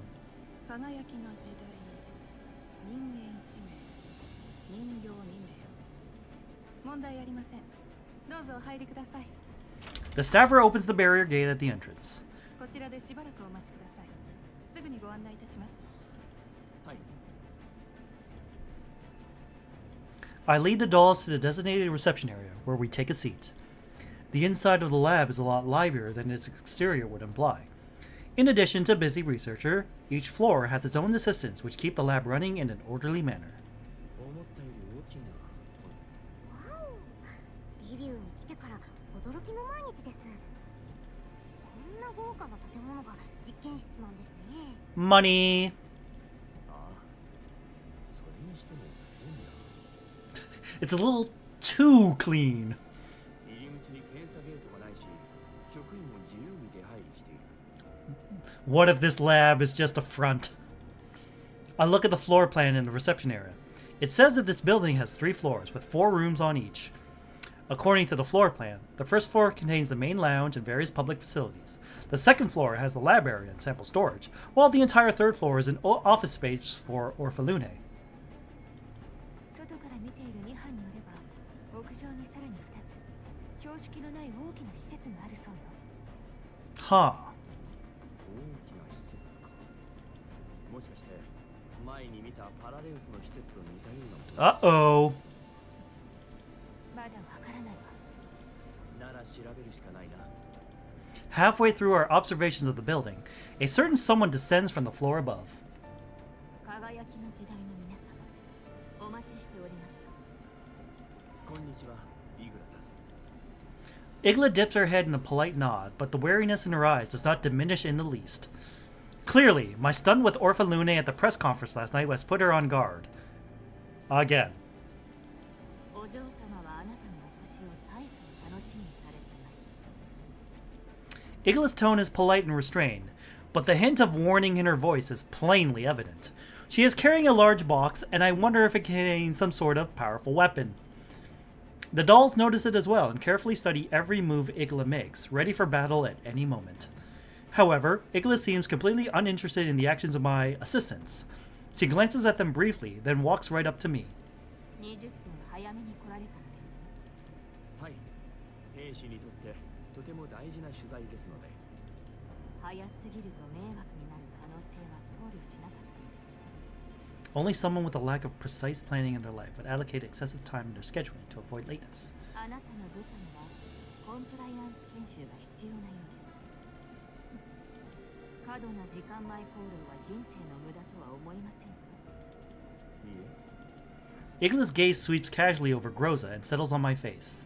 申し訳ありません。私の基準をそちらに当てはめてしまったようです。お嬢様のスケジュールは私が分刻みで管理しているようで、少しの乱れも許されません。現在は朝食の時間です。インタビューは予定通り10時開始でよろしいですか？ええ、もちろん。 Igla seems very pleased by my response. She gestures for me to follow her. その前に私の方から研究所をご案内させていただきます。1階は受付とロビーになっております。通常お嬢様や他の研究員への取材はここで行われます。 Normally. So, not this case? ですがあなたは重要な客人なので、今回は特別にお Oh. 嬢様のオフィスへご案内いたします。ご好意に感謝。 Alright, I'll be sure to check that out either later tonight or tomorrow. 正直これほどインタビューを楽しみにしているお嬢様は見たことがありません。どうしてあなたにこれほどの興味が湧いたの？私にもわかりま It's せん。 like, how'd you do it? I'm not sure myself. ただ確かなのは、科学者としての彼女を見ている人間はほぼいなかったのでしょう。 I sense a hint of caution in her eyes. While her demeanor is flawless, her wariness of me has not faded in the least. Igla brings us to the second floor in silence. Along the way, she tells us that this floor is the core research area of this facility and features independent identity verification systems. Only visitors who have received Orpha Lune's approval are allowed to enter. The biosafety labs within are performing the core research tasks for Project Eden, and they have been the subject of much interest from competitors ever since the project began. ええ。そしてそういった不埒な輩を遠ざけるのが私の役目です。 Igla gives me a meaningful look. I turn to look in the direction Igla is pointing and feign innocence. この先がお嬢様のオフィスになります。 We climb the broad staircase and arrive at the third floor. I check the time. It is 10 o'clock exactly. Igla verifies our identities in front of a big glass door, which then slides open. The sound of something shattering comes from inside, followed by a panicked yelp. イグラ助けて。この機械全然言うこと聞かない。 Uh-oh. We got the silly music. We rush in and find Orphalune standing in front of a complex-looking device. The interior of the room is a mess, and the floor is covered in glass shards and a toppled test tube rack. お嬢様。 Igla rushes forward and swiftly clears up the mess on the ground.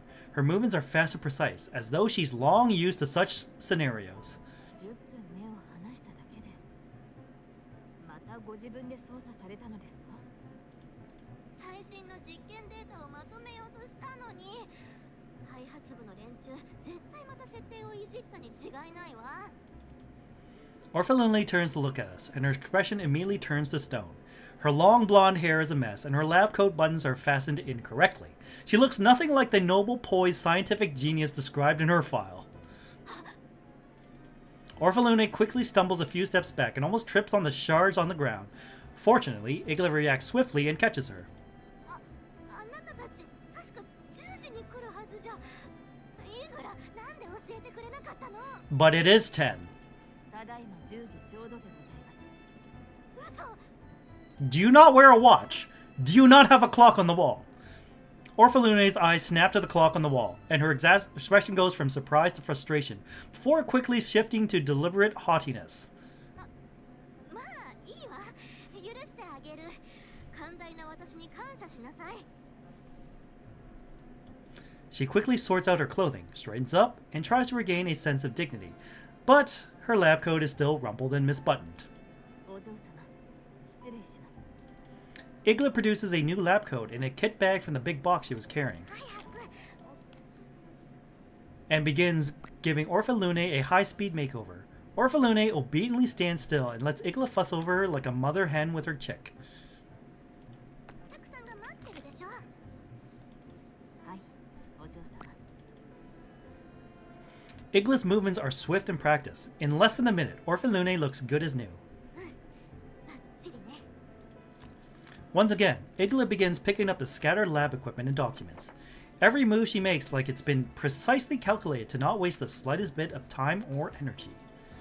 Orphalune clears her throat, then turns to me, her face a mask of deliberate pride and confidence. ようこそ私の実験室へ。このオルフェルーネ・ジラードが直々に出迎えたのだから光栄に思いなさい。ええ、お時間を作っていただきありがとうございます。ちゃんと礼儀をわきまえてるようね。やっぱり俗物たちとは違うわ。 See, that's my secret, Orphalune. I'm not a journalist. Orphalune looks me up and down. Her gaze is both curious and judgmental. 昨日から考え続けてたわ。どうして私の研究をそこまで理解してるの？普通の記者なんか最低限の用語すら覚えられないのよ。お嬢様、こちらは輝きの時代の編集長です。取材経験も知識量も波の記者を上回って当然です。Yeah, that's totally it. そんなの分かってるわよ。 Igla seems used to Orphalune's little flare-ups. She simply nods and continues restoring order to the chaos on the floor. で、何から始めようかしら。今までだと写真撮影とかもあったけど。そうですね。 I give Colfey a look. She quickly moves in front of Orphalune and raises her camera. 少々お待ちを。 Upon seeing Colfey plant her camera shutter at Orphalune, Igla hurries to touch up Orphalune's looks once again. Her helps properly fasten her lab coat and then discreetly steps out of the frame. 撮影した写真はすべてチェックさせていただきます。一番写りの良い写真のみ掲載を許可します。もう大げさなんだから。どの角度から見ても完璧でしょ。 Wow, what confidence. ここで提案なのですが、いつもと違う一面を見せてはいかがでしょうか。Oh, ooh. オルフェルーネさんはエリートとしての印象が定着しています。ギャップを見せた方が親近感を持たれやすいでしょう。いいわね。イグラ、いいかしら。ジラードグループのイメージにふさわしく。Rejected. After seeing the dejected look on Orphalune's face, Igla quickly adds on to her previous statement. ですが、お嬢様がそこまでおっしゃるなら試してみてもいいでしょう。 With her permission, Colfey does as I said and takes several pictures of Orphalune. After the shoot, Igla examines the contents of Colfey's camera as agreed. Orphalune takes advantage of her distraction to suddenly approach me. ねえねえ、今日ずいぶん早く着いたらしいじゃない。はい。こちらも誠意を見せねばと思いまして。いい心がけね。こんなにインタビューが楽しみなのは久しぶりよ。 Performance? Did I perform? I'm not quite sure. コーヒー飲む？私が入れてあげてもいいわよ。 Ooh. お嬢様。Uh-oh. Is she bad at making coffee? 大丈夫、一人でできるわ。子供扱いしないで。 Do you even have a French press? では、いただきます。え、いいの？断る理由がありません。 It's like, why wouldn't I be? That's such a me answer. 今までの人はなんやかんや断ってたのに。 Oh, her coffee is terrible. Got it. Orphalune seems surprised that I said yes. For some reason, it makes me panic a little. 失礼ですが、コーヒーメーカーを使用されたことは？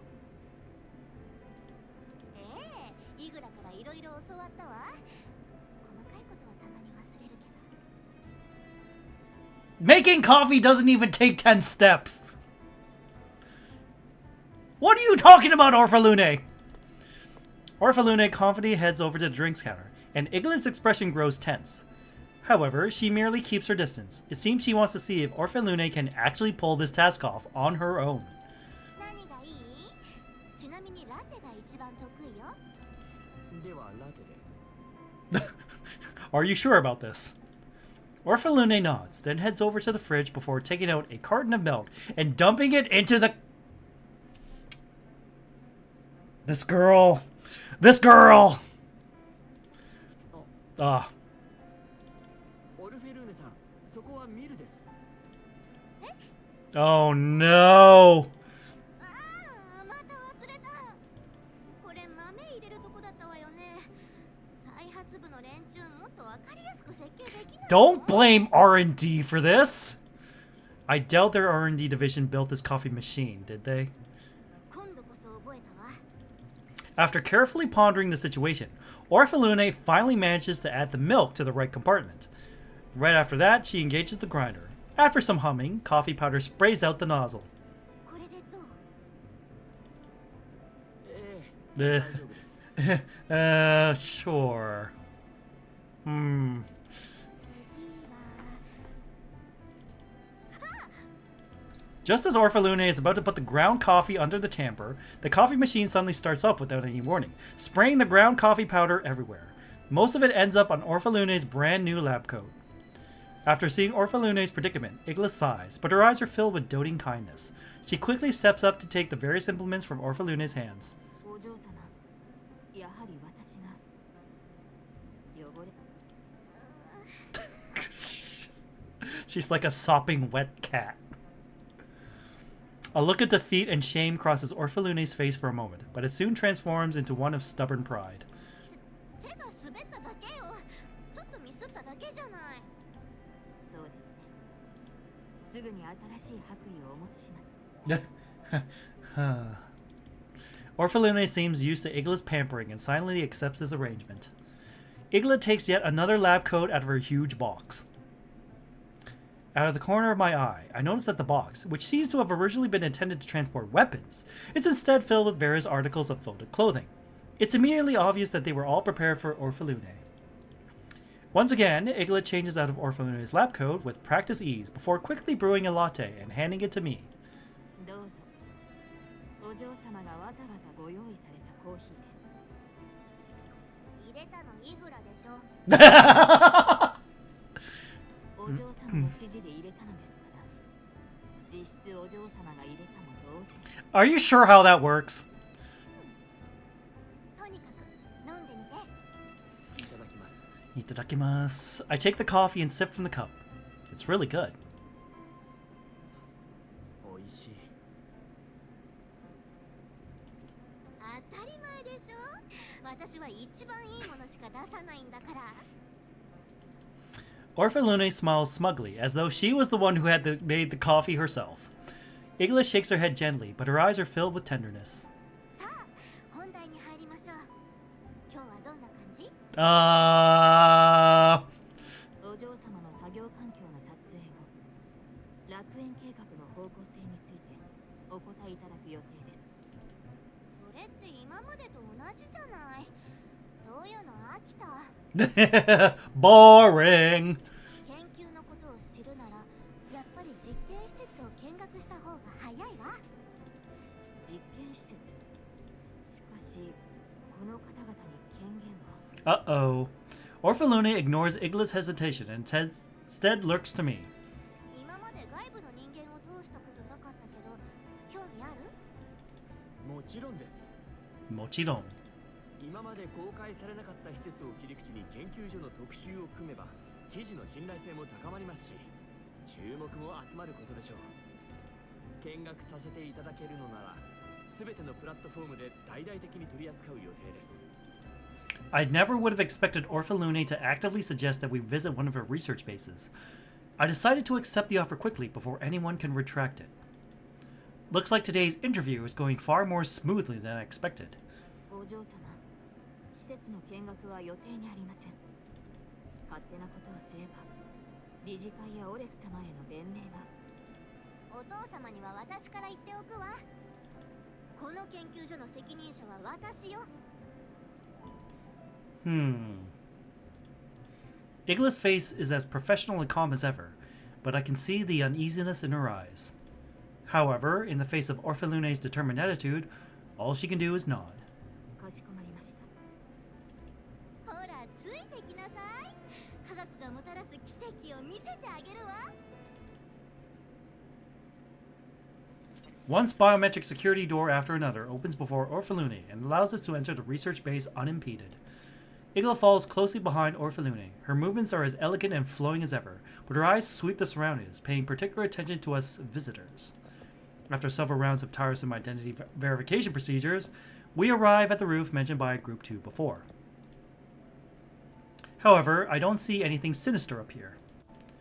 In fact, a verdant expanse of greenery spreads before me. The flourishing vegetation looks especially vigorous under the sunlight, and a little rainbow arcs through the spray of the irrigation sprinklers. Orphalune stands to the side, looking upon the plants before her with a gaze akin to that of a proud parent. 見て、これが楽園計画のゆりかごよ。今リビウの実験畑を埋め尽くしてる植物の種は全部ここで生まれたの。感慨深いですね。それが植物の面白さよ。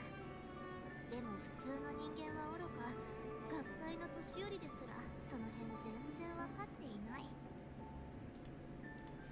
Orphalune cocks her head smugly and gestures to one particular plant. 見えた？何を？ロマンよ。 Clueless, I inspect the plant she's pointing at.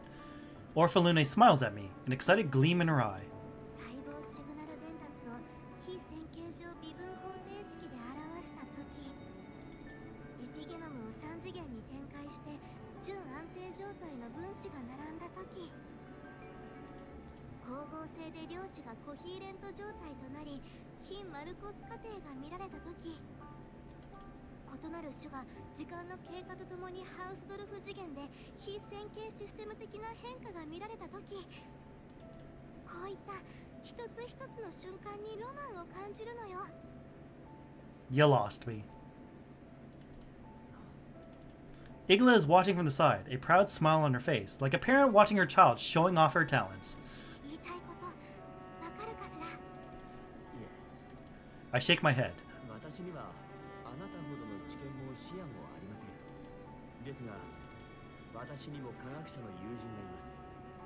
科学のもたらす恩恵が人類の輝かしい未来を切り開いていることを実感しています。私の言ってること理解不能で無価値だと思わないの？ It was obscure, it was hard to understand, but it was not worthless. それを大衆に分かりやすく伝えるのが我々科学者を相手にするとつい小難しい話に目が行きがちですが、本当に見るべきはその科学者の夢なのです。科学は夢を叶える手段でしかない。そしてその夢こそが評価の基準となるべきです。あなたは植物そのものだけでなく、植物がこの世界を変える可能ありがとう。やっと私を分かってくれる人が現れた。正直な感想を述べたまでです。この研究を始めてから便乗しようとする人間が後を絶たなかった。兵器開発に Yes. 果てはわかる。私を客寄せパンダとしか扱わなかった。 Mm-hmm. I get it.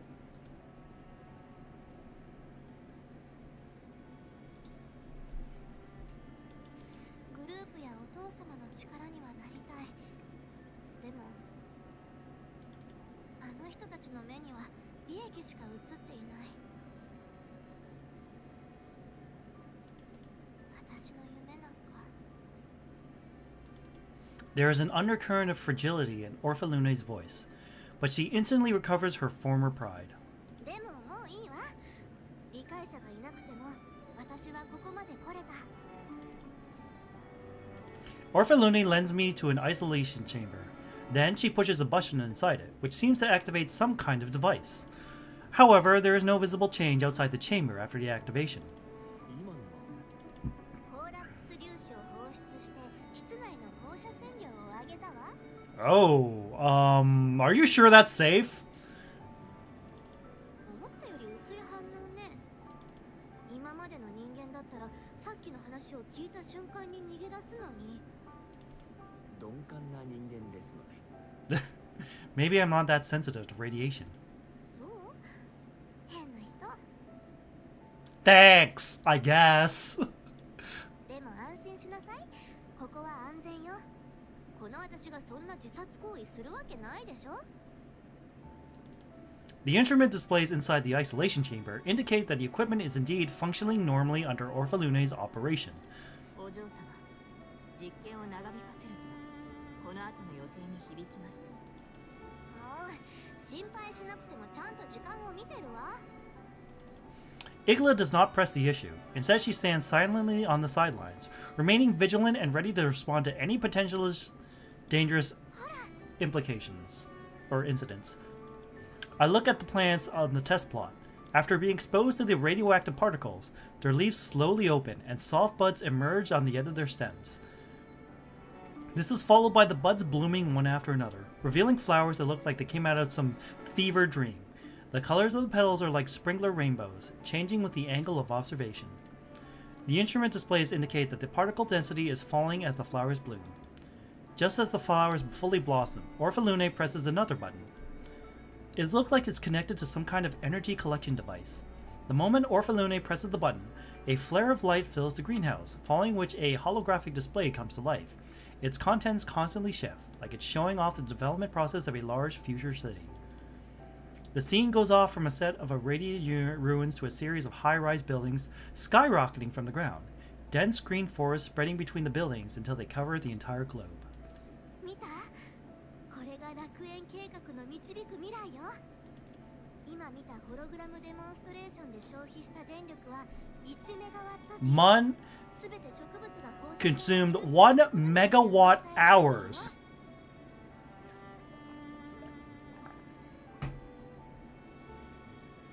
All provided by the energy converted from the radiation absorbed by those plants. 私が作った品種は地中の装置を介して直接発電施設とつながってるわ。運用規模によって畑の面積を調整すればその地域のコーラップス粒子を電気に変えられるってわけ。 Like, we're almost like 2 hours in and like we're still only on like the 4th node. 楽園計画が順調に進めばリビウ周辺の実験畑だけでも毎日5000メガワット時の 5,000 megawatt hours. Wouldn't that just be 5 gigawatt hours then? それがどういうことか。 Come on, girl, convert! Convert your units! リビウ全体の消費電力に等しい。そう。私の研究はエネルギー分野に革命を起こすの。成功した暁には私を嘲笑った年寄りたちがこぞってひれ伏すに違いないわ。 As I listen to Orphalune's explanation, I'm reminded of Pershka's remolding pattern technology. But if this is just a recreation of the technology Pershka was using, then this so-called Project Eden doesn't seem particularly harmful. But is that really all? Is everything she told me today really the truth? Orphalune doesn't seem to have realized my suspicions and continues speaking. 今公表されているのは第一段階、すなわち植物による放射線除去。でもいずれは新しい生態系を築いてリビウの再生どころか世界中の環境改善も夢じゃない。汚染エリアのコーラップス粒子濃度は大幅に低下し、グリーンエリアとホワイトエリアのエネルギーコストも削減されるわ。私がロレンを本当の楽園に導くのよ。見くびった人も全員見返して、そしてフランクフルトに戻っ Ooh, she stopped. Orphalune seems to realize that she's made a slip of the tongue and falls silent. そういえば、あなたはフランクフルト事件の生き残りらしい。 Frankfurt. That accursed word again. Although we have very little context. 留学先だったわ。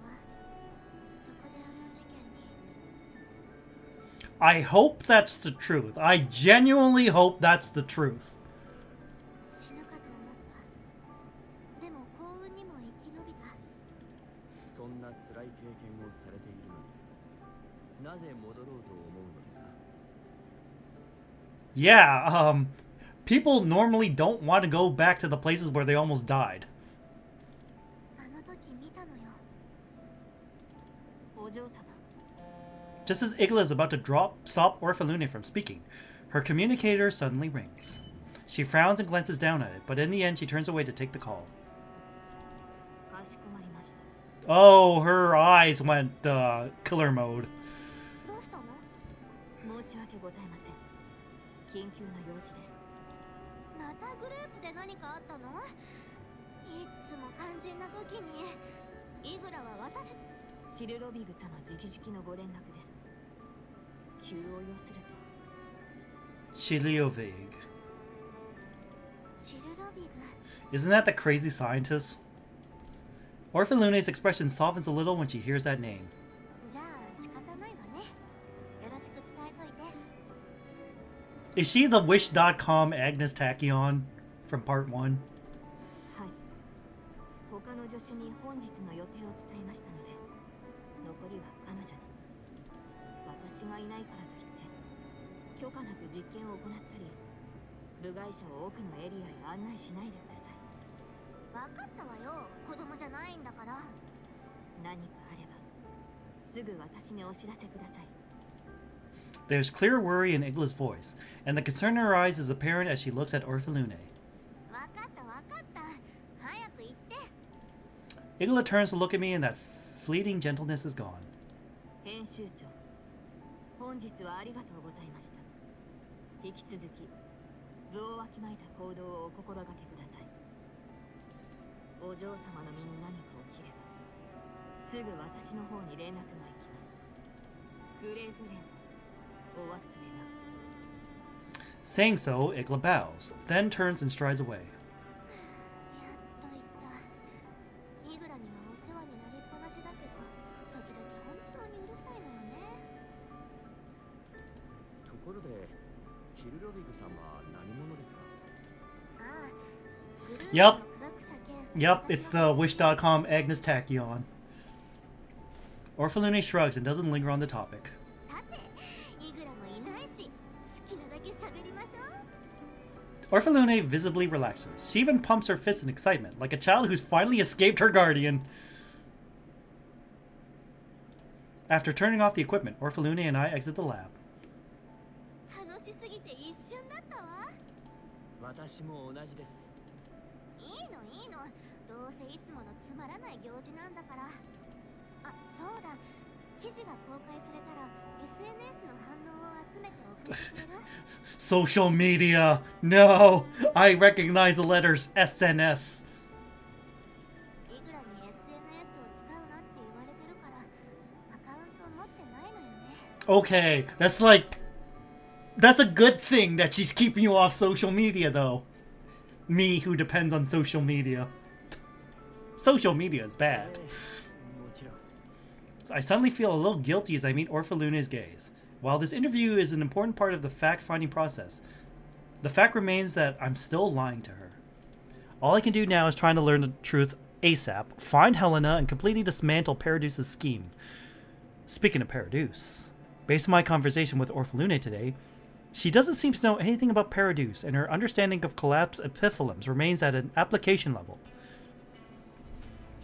Her answers to my questions today also seem sincere enough. Based on her performance today, she doesn't strike me as someone who's given to putting on false pretenses. If she's really telling the truth, then is Paradeuce using her research and controlling events in Lviv from the shadows? I find myself at a loss over whether I should believe what she just said. オルフェルーネさん、最後に一つお伺いしても。ええ、いいわ。この研究で壁に当たったことはありますか？壁？前提としてあなたの能力を疑っているわけではありません。ただあなたのような若い科学者がたった一人でこれほどの実験を行っているとは。 Orphalune's expression suddenly turns complex. She bites her lip and looks like she's considering how to answer. 答えたら記事に書くの？そうしてほしいです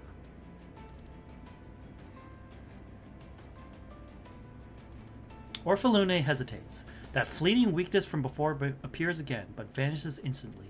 確かに他の人間から技術援助を受けたことはあるわ。親友のチルロビグ、グループの科学者、それから開発部のバカたち。けれど全体の構想、仮説、理論モデル信じてくれないかもしれないけど、私 Orphalune pauses again, then takes a deep breath before continuing. 真理を見たわ。 Why is truth in red? 真理？ええ、あの時目の前に真理が広がって、今私が理解しているすべてがあの時見たものなの。 Is this connected to Frankfurt?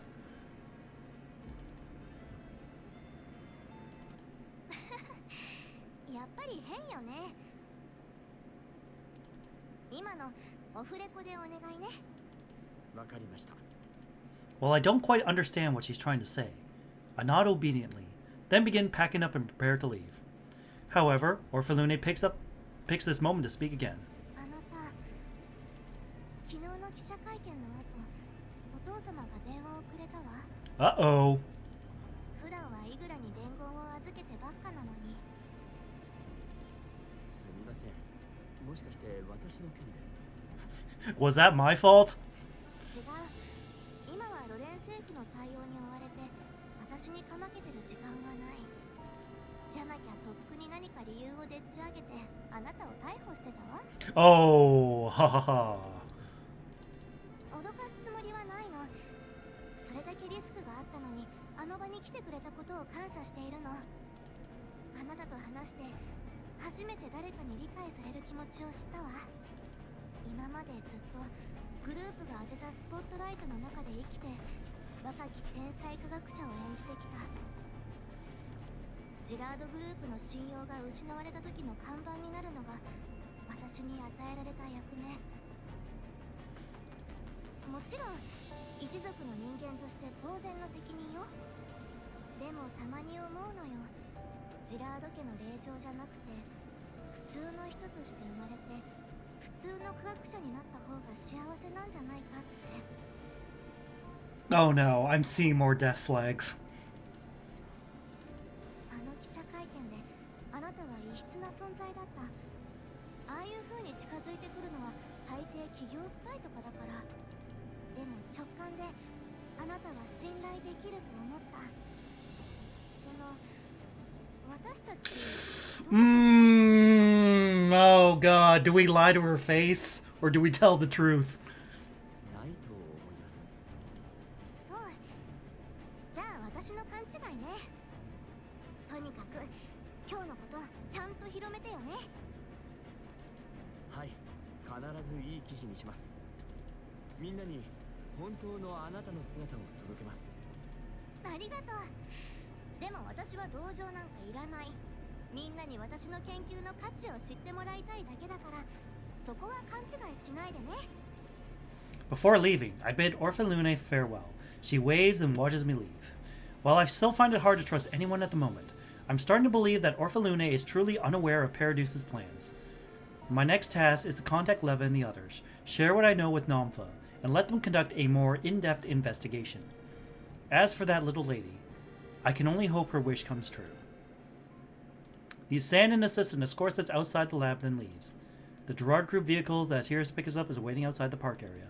指揮官、次の指示は Something about that Lady Chilovig, whom Orphalune and Igla mentioned, bothers me. From what Orphalune said about her, she sounds like a pretty important figure, and she's involved with Project Eden to some extent. Most importantly, I don't think just anyone could get Igla away from Orphalune's side, especially since I, whom Igla clearly didn't trust, would be with Orphalune. Assuming Orphalune really is innocent, could this Chilovig be the one pulling the strings? What if she's been the one manipulating Orphalune from behind the scenes all this time? In that case, Orphalune's complete innocence would make sense, right? If so, then the place that Igla is going to now is very suspicious. I can't just let a good chance like this slip away from me. 2班にイグラの追跡をしてもらえないか。ええ、もうそうしてるわ。よし。ならこちらは。待って、2班から報告。武装勢力がここに接近中よ。What?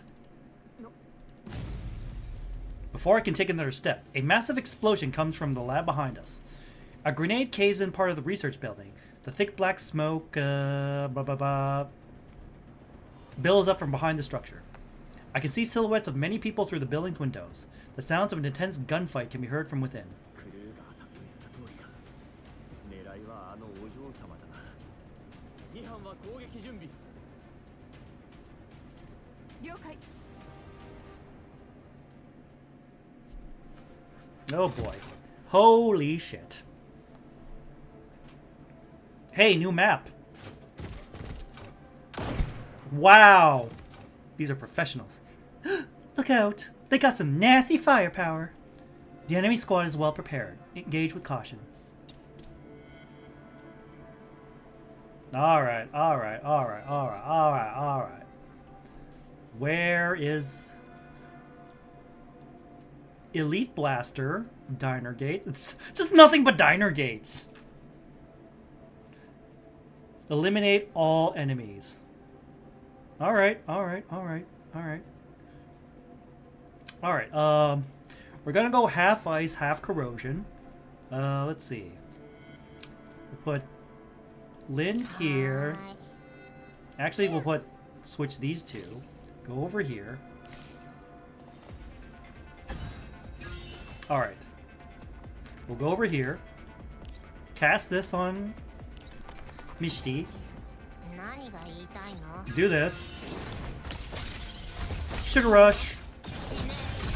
Shine. Alright, I don't think I can hit anyone. Yeah, there's no one left to hit. Alright, send turn. Oh. Press the wrong button. Easy. Alright. Wait, okay. Bond with Maki. Count up your sins. And take up a vantage point. And start sniping away. Nope. No, no, no, no, no, no, no, no. Elite Machinist. Bye-bye. Easy.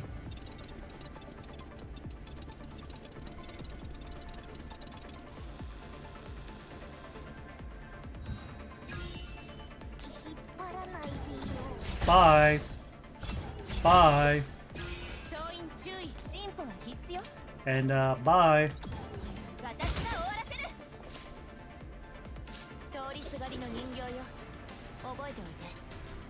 She says Kamen Rider Decade's famous line. Except replace Kamen Rider with Ningyo.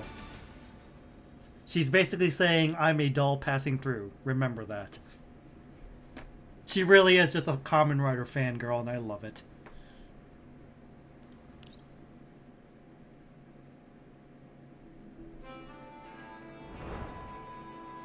Carrion Crow. The crow that pecks at putrefaction is content to sink further into the abyss. This is only Node 5 and we're at 2 hours. The heavy metal door seals shut, hedging out the clamor of the outside world. Inside the lab, the only sounds are the low humming made by various precision instruments echoing in the spacious interior. There is a faint scent of disinfectant in the air, blended with the unique static odor produced by electronic equipment. The atmosphere here is oppressive and choking. In the center of the room is a specially made chair. It's a high back, and its metal armrests have manacles built into them. The chair is covered in various complicated buttons and indicator lights.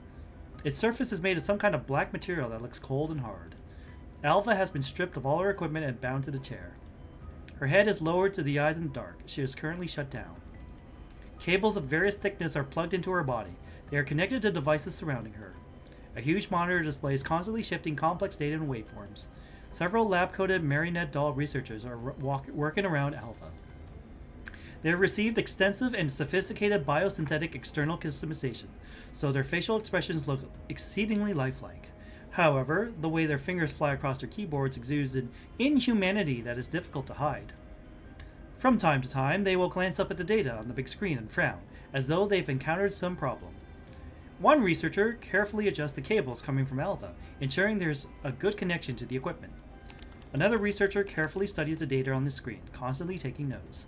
Yet another researcher is holding a tablet PC, but a closer inspection reveals they are actually playing a game. Suddenly, the sound of a heavy metal door opening shatters the lab silence. Igla's stride is even, like a society gentleman entering a grand theater. Her gaze coldly sweeps the room and instantly locks onto the researchers playing solitaire in the corner. Her lips curl with an almost undetectable disgust, but she maintains her composure.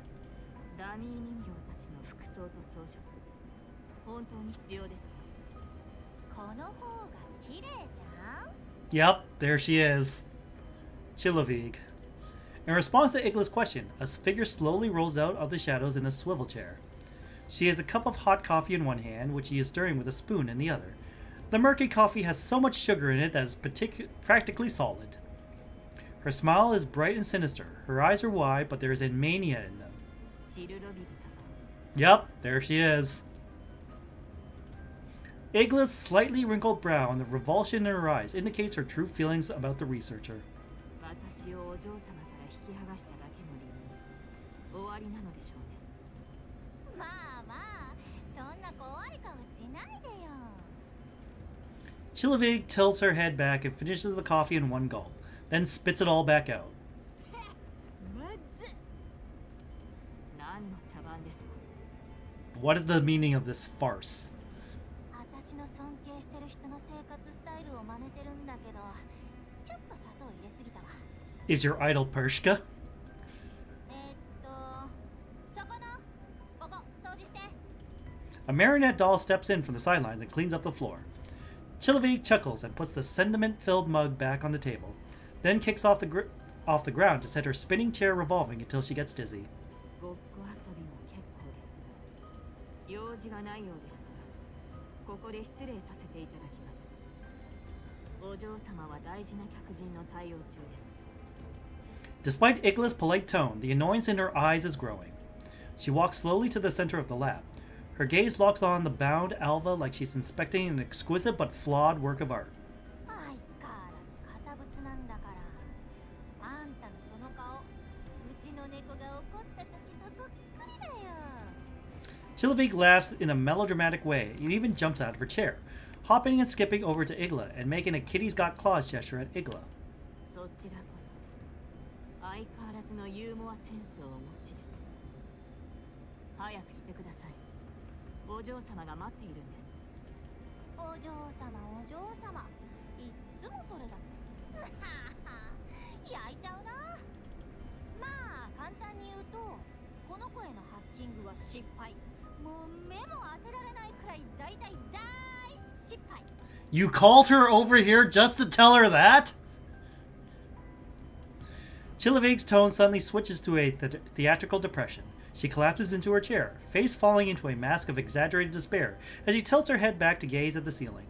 メンタルは完全にロックされてて、107通りくらいの方法を試す。 107, just short of 108, huh? これが噂に聞くパンドラコードってやつ。10年経っても解読されてないけど、これだから天才は嫌いなんだよね。とにかく直接接続によるハッキングは不可能。はあ、やだやだ。そんな集体をわざわざ晒すために私を呼んだのですか。だってこうなったら第三世代人形様の力を借りるしかないじゃん。ジラードグループにあんた以上に電子戦に強い人形はいないでしょ。あなたを助ける義理は。 Igla glares coldly at Chilavig, who responds with an ingratiating and annoying smile as she rubs her hands together. お嬢様の楽園計画がうまくいくために決まってるじゃん。反逆があの箱を奪ったということは実験に使える情報が詰まってるからかもしれないでしょ。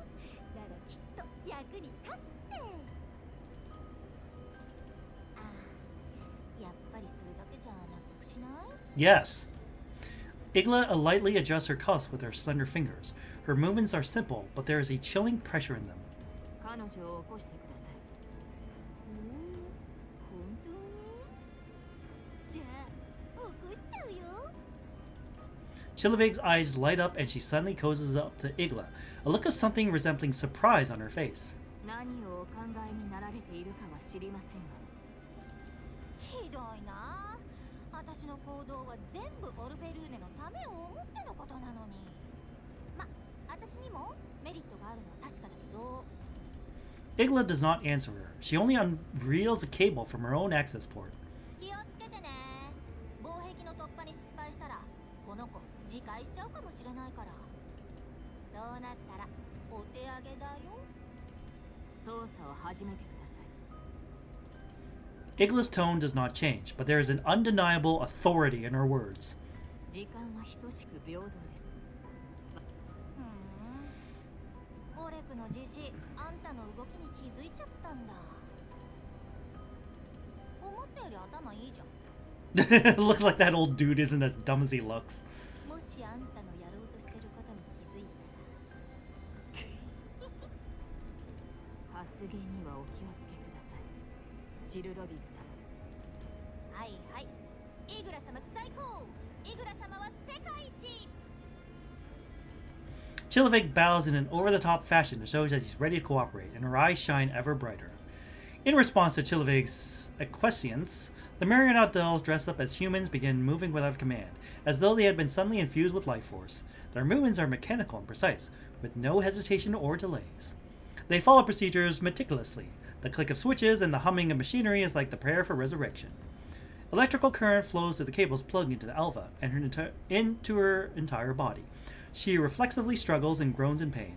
However, the bindings which secure her in place leave her unable to move. The awakening process takes some time. After a while, Alva slowly opens her eyes, her blurry vision slowly focusing into clarity. After surveying her unfamiliar surroundings, she turns to the marionette dolls, now frozen in place, their earlier flurry of movement replaced by vacant stares fixed on her. She does not catch the silhouette of Chilovik. Instead, her gaze goes straight to Igla. Upon seeing her, Alva suddenly relaxes and smiles. Igla raises an eyebrow almost imperceptibly. That is her sole expression of surprise. She gracefully adjusts her jacket and slowly walks up to Alva, a look of calm judgment in her eyes. その反応は予想外です。何を笑っているのですか。お前の無力さ。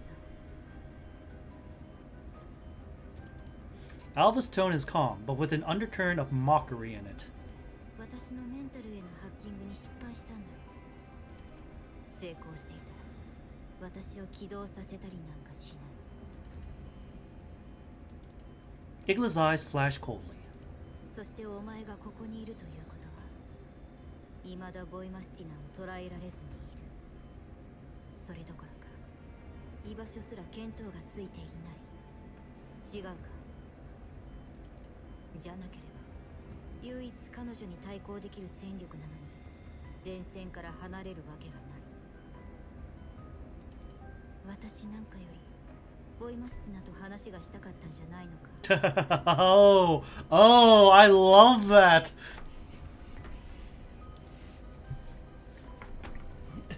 The insult reversal. The ironic echo.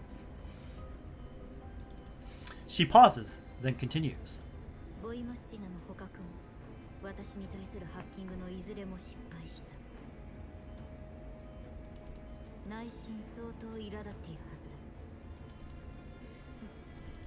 Igla chuckles. Her laughter is elegant and melodious, but cold as ice. She approaches Alva and reaches out to lightly lift her chin, feigning gentleness. 興味深い考察ですが、いい加減と言わざるを得ません。あなたは今、敵を挑発していい立場にないことを自覚していますか。これからあなたに起こることをぜひ楽しみにしてください。はは、もうやっちゃうの。 Chilovik has moved behind Alva at some point. She claps excitedly, a twisted glee twinkling in her eyes. アルバちゃん、あんたが後でどうなるか楽しみだな。泣き叫びながら許しを請うのか、メンタルが崩壊するのか。お前は It's like, didn't I kill you? Alva's composure shows its first crack upon noticing Chilovik's presence. 確かあの時。死んだはず。なんなん。でもそれより自分のこと心配した方がいいよ。 Chilovik's voice is filled with a childlike curiosity and excitement. She bends down and speaks into Alva's ear, but she does not whisper, ensuring that Igla can hear her too. イグラって普段は超真面目だけど、えぐいからね。きっとはい、遊んでもらえるんじゃないかな。チルロビグ様、その辺でご容赦を。 Igla's tone bears a hint of warning. もう私を苦しめることはない。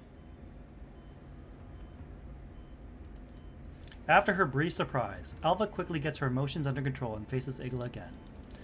There is a look of what could almost be admiration in Igla's eyes as she gazes at Alva. She takes a step back, her hand gently caressing Alva's cheek. It is a gesture so tender that it could come from a lover, but still sends a chill down Alva's spine. 強情な方ですね。ですがあなたの憶測に興味はありません。それよりもあなたのパートナーがあなたを離れて自由を得た事実に対してずっと自分を足かせだと思っていたのでしょう。Alva's only response is a scornful smile. For some reason, this smile ignites a nameless flame in Igla's neural cloud. She turns away and addresses Chilavig in a voice that allows no refusal. 最終段階から始めてもいいでしょう。そうしちゃう？ Chilavig rubs her hands together in excitement. I just imagine, like, a little fly, like, rubbing its fucking hands together and just see Chilavig's face on that fly. この子のメンタルどんな形してるのかな。綺麗な箱？それとも星空？いや、迷路でもおかしくない。あー、楽しみ。 Igla pays no attention to Chilavig's antics. She simply nods to indicate that the marionette dolls should continue their work. 始めてください。 Several marionette dolls surround Igla, their hands connecting various cables to the access ports Igla has opened up. A massive amount of signals floods through them into Alva's mind, blacking out her vision. Alva struggles in the darkness with all her might, but she can't break free of the bonds which hold her. For an instant, Alva's body twitches and shudders before she goes limp and unconscious. 構成防壁がダウンしました。あとは好きにしてください。もう？長くは持ちません。やるなら早く。オッケー。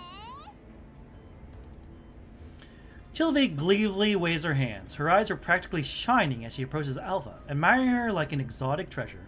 植物もいいけど、私は人形のメンタルをいじるのが大好きなんだ。まるで埋められたお宝を掘り起こすようなこのワクワク感がたまらない。科学の発展に貢献する気になったらいつでも声かけてね、イグ。その情熱。もっと有効活用できる対象が見つかることを願います。 She's not going to. Igla's words are calm and even, but the warning in her voice is becoming increasingly evident. 本来なら一刻でも早くお嬢様の元へ戻るべきなのですが、ことの重要性を踏まえて。 Igla walks over to the control panel at the side of the lab and sits down in a high-backed chair. Her poise and posture are perfect and her gaze is locked on Alva. イグラがここまで重視してくれるなんて余計うずうずしちゃうな。 Chilavig fakes a look of depression, but there's a sly glint in her eyes. 勘違いしないでください。これも計画を順調に進めるためです。あなたのや。もういつになったら信じてくれるの？ Why would she have any faith in you? Chilavig makes a show of pouting before a fanatical smile spreads across her face. Naturally, she's going to take good care of this new toy of hers. In fact, she has a special dream ready for Alva. 成果を期待しています。 Chilavig turns towards Alva, her hands gently caressing her still features, her eyes gleaming with an obsessive light. さて、どうしようかな。 ... Badump. Her heart lurches, as though she's going to burst right out of her chest. Alva wakes up, and then she remembers that she doesn't even have a heart in the first place. Her breathing grows ragged. Her body glistens with cold sweat, and she feels a chill run down her spine. With nothing but utter darkness before her, she unconsciously reaches up to touch her eyes. She can't see anything. Is it just dark, or is she blind? She reflexively attempts to move forward, but she feels as though she is suspended in the void, with no way to exert her strength. Alva realizes that she is being hacked at this point, and the moment she realizes that, the surroundings suddenly fill with a burst of noise that approaches her rapidly, as though it's locked onto Alva's presence and is closing in on her. As the terrifying sound draws closer, a blinding light suddenly appears before Alva.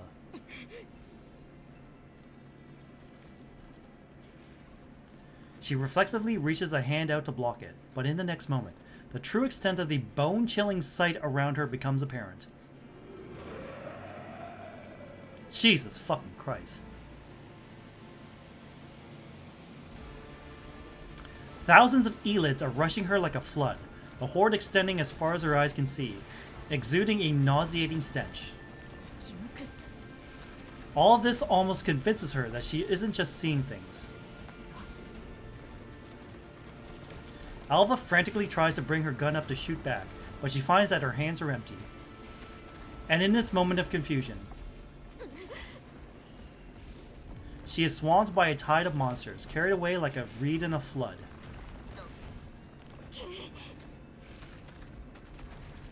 She struggles with all her might, her steely fingers ripping limb after limb away from the Elids' bodies. However, the endless tide of Elids feel no pain, and they eventually gain the upper hand. Her frame is gouged open by sharp claws and teeth. Her circuits are slashed apart. The sparks from her power systems char blacken. Smoking chugs into the horde, but it doesn't stop them in the least. Alva can feel her vision going dark once again. This time it seems to foretell her imminent demise. Her limbs are slowly running out of strength. She doesn't know if it's because her power circuits were cut, or it's because her CPU is on the verge of crashing. She opens her mouth, but she can't make a sound. The creatures bury her in the abyss. She doesn't feel any pain, only a growing fatigue.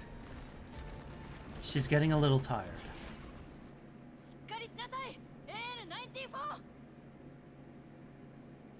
Now whose voice is that?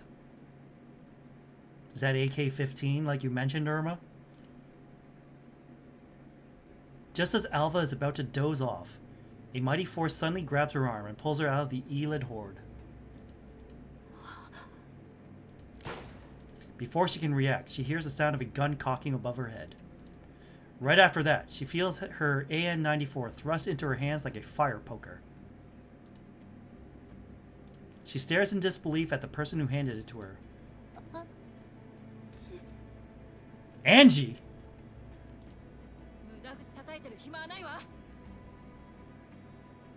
Angelia! Holy shit! I've heard rumors of this woman. Absolute cinema!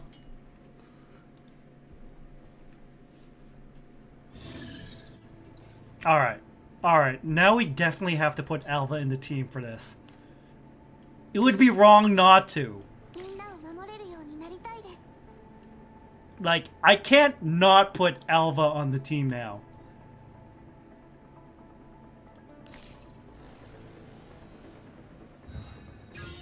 Alright, it's all foggy and shit, but I will cut through the fog. I will kill everything in my sight. I will take out 4 enemies at the same time. Because I am that cracked. But I can't target anything else. So. And I can't move anywhere else. Great. Anyways. We're gonna poke this over here. Nah, we can't do that. Well, there you go. We can at least take care of this motherfucker. Alright. Alright, Mr. Crocodile, it's time for you to count up your sins.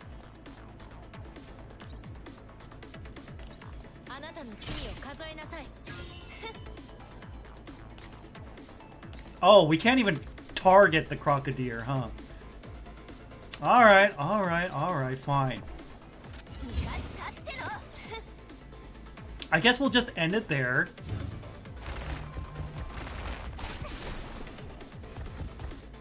Oh, yeah, I completely forgot that there's people over here.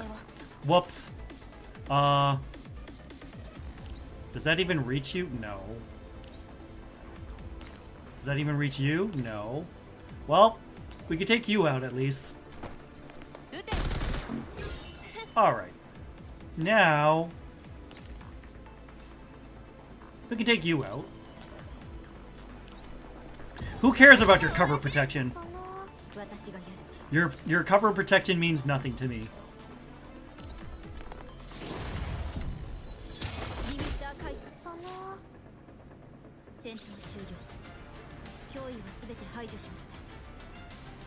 Confirm? Confirm.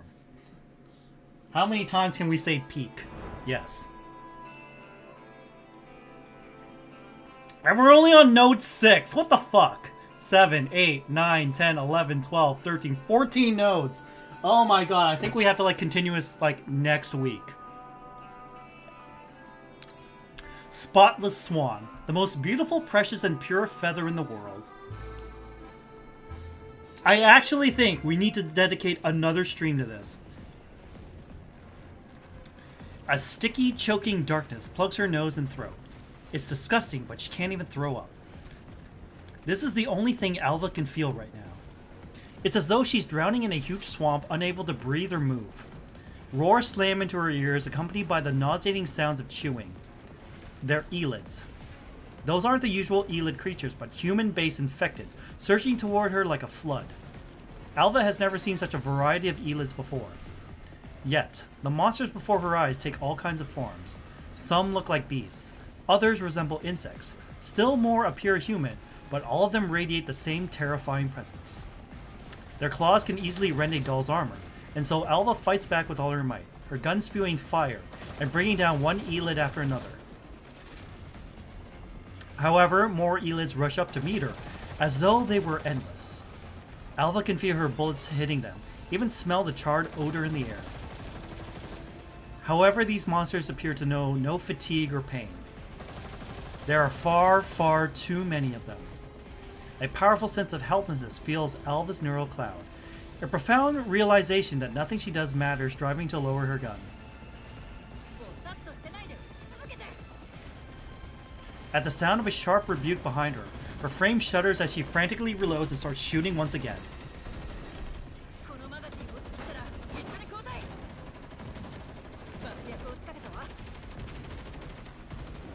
Angie emerges from behind her cover and is seen that Alva sees her fully. Her hair is tied up and she is barking orders while firing her gun. In other words, she is just the same as she used to be. After emptying her last magazine, she throws her weapon on the oncoming tide before punching Alva on the shoulder and yelling at her. Angie retreats and Alva immediately follows her. Angie pulls out a detonator and tosses it to Alva. The Elid horde has already swamped their previous position. Alva presses the detonator without hesitation, and an explosion erupts. A wave of searing heat washes over her from behind and sends the surrounding sand and dust flying. At this point, Alva finally sees that this is an old train station, and Angie is leading her deeper inside it.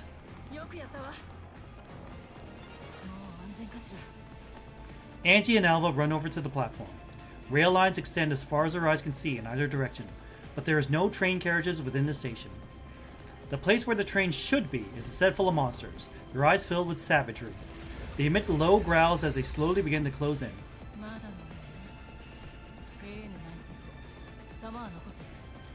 Alva looks down at her weapon. All she has left is the final magazine that's already loaded into her rifle. Meanwhile, Angie pulls out the MP443 at her waist and her combat knife before smiling bitterly at Alva.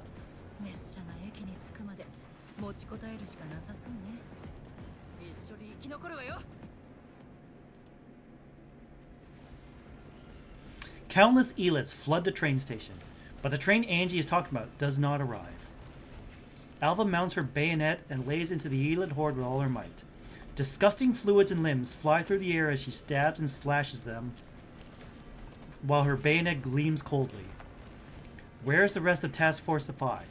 Why aren't they here to protect Angie? That's right. How's Angie doing? Alva suddenly thinks back to the one person who requires the most protection in this desperate situation. She's tried to call Angie's name, but she's unable to project a sound. It's certainly not for any lack of trying, but any vocalization she can manage is drowned out by the thunderous roars of the Elid horde. Her throat feels dry and painful, as though someone is strangling her. The only thing that leaves her mouth is a weak expulsion of air. She desperately opens her mouth, but all she can manage to do is inhale more of the choking air. She sees Angie. Angie is standing close by, facing away from her as she struggles valiantly against the Elids. It's as though she can't see Alva. Her gun spews flame as she pulls the trigger without stopping, bringing down one Elid after another. However, there are simply too many Elids. They are like an endless tide, wave after wave, washing in with no end in sight. Several elids have already fallen around Angela, but even more elids are already lunging at her. One of them pounces from behind, its sharp claws seeking her exposed back. Angelia nimbly evades it, but another elid charges her from the side. She opens fire and kills that elid, but even more rush up and surround her. Angelia's movement begins to slow down, and the gun in her hand locks open on an empty chamber. For all her strength of will and extensive training, she is ultimately only a human being. Her body bears several wounds, and fresh blood oozes from them. Alva wants to rush over, but the elids have already surrounded her as well, to the point where she can't even take a step forward. All she can do is watch the horde swallow up Angie, powerless to help. This powerlessness is very familiar. A huge elid throws itself at Angie and knocks her to the ground. Alva reflexively reaches for the gun at her waist, but her hand finds nothing. At almost the same time, she sees Angie's pistol on the ground. It is the MP-443 that has accompanied her for 10 years. Angie tries to struggle to her feet, but the elid's sharp claws have already pierced deep into her body. Crimson blood stains her clothes instantly. It is a more visceral and shocking sight compared to how electronic components are exposed when a doll's synthetic skin is torn open. Angie collapses to the ground, struggling weakly. Alva can also see that she is looking at her. While her eyes are filled with pain and refusal to accept her fate, there is no fear or despair there. Her lips are moving slightly, as though she's trying to tell Alva something. However, Alva cannot make out what she's trying to say. All she can hear are the howls and roars of the monsters. Suddenly, Angelia pounds the ground and all the surrounding sounds vanish, as though Alva had gone deaf all of a sudden.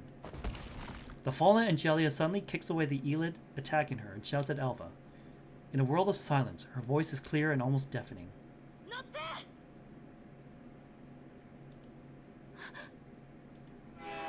Sound suddenly returns to the world. The elid's howls pierce the silence first, then the urgent blare of a train horn as it thunders into the station.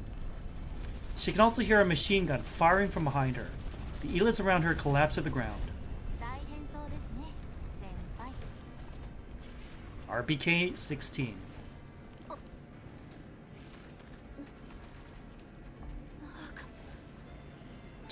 Jump scare. The doll with the machine gun winks, but her weapon never stops firing, cutting down one mob of elids after another. Her smile is as mysterious as Alva remembers, but after learning the full truth, she realizes that there's something else behind the mystery.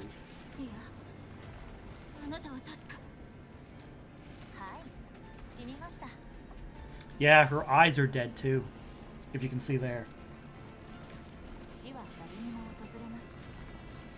After laying down a torrent of ferocious firepower, RPK-16's LMG finally falls silent. She is out of ammunition.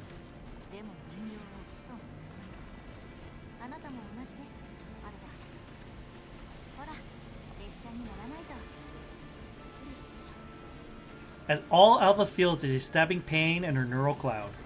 It's as though she's forgotten something very important. The train's brakes shriek as they engage, and it slowly grinds to a halt amidst a stray of sparks. Then the door to its cabin suddenly flies open, as though it were waiting for someone. Alva opens her mouth to ask what's going on, but she doesn't get the chance to see anything, because RPK-16, still smiling, suddenly raises her hand and shoves her onto the train.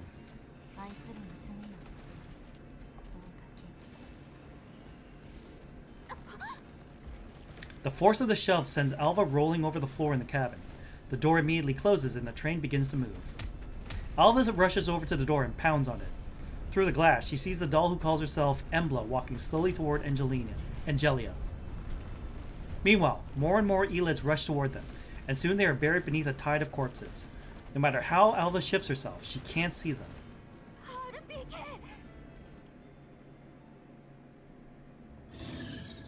Oh jeez, it's the same map but just in reverse. We're on the other side. That's literally just it.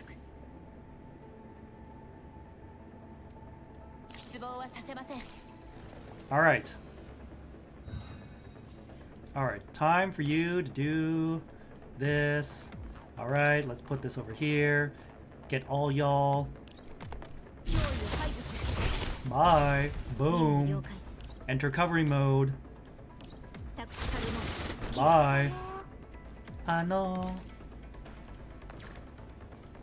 Oh, Suomi. Whatever. Cover more ice. Get rid of that fire. Well, most of that fire. And then we go over here. Hey, Maki, you're up. Count up your sins. That's literally what she says when she uses that second skill.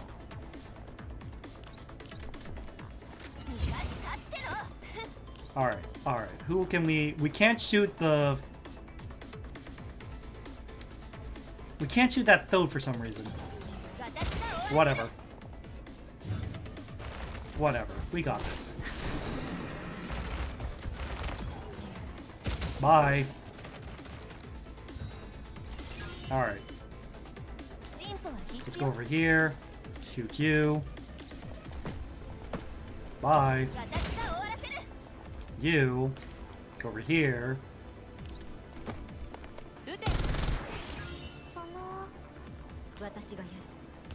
And then you go do this.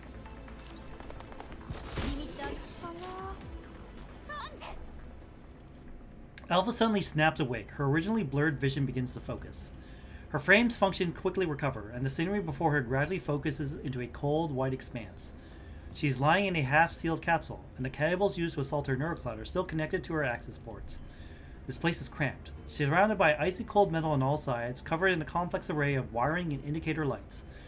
Her body is bound to a chair. She is unable to move except for some small head movements. The capsule is filled with a quiet hum. Upon closer listening, it turns out to be the running noise of various pieces of equipment, which make her feel anxious and uneasy. A wave of dizziness washes over Alva, and she even feels the phantom pain of severed limbs as simulated nociception signals assault her neural cloud. The signals feel incredibly real, so real that she's actually experiencing a sense of weightlessness, as though her body no longer belongs to her. They force-activated all her biosynthetic sensory feedback links, so her experience during the enhanced interrogation session is as close to a human's as possible. She even experienced that ordeal in level 2 as a human being would. All this manages to disorient even the present Alva. Her neural cloud is slow and chaotic, like she's been forcibly subjected to excessive input.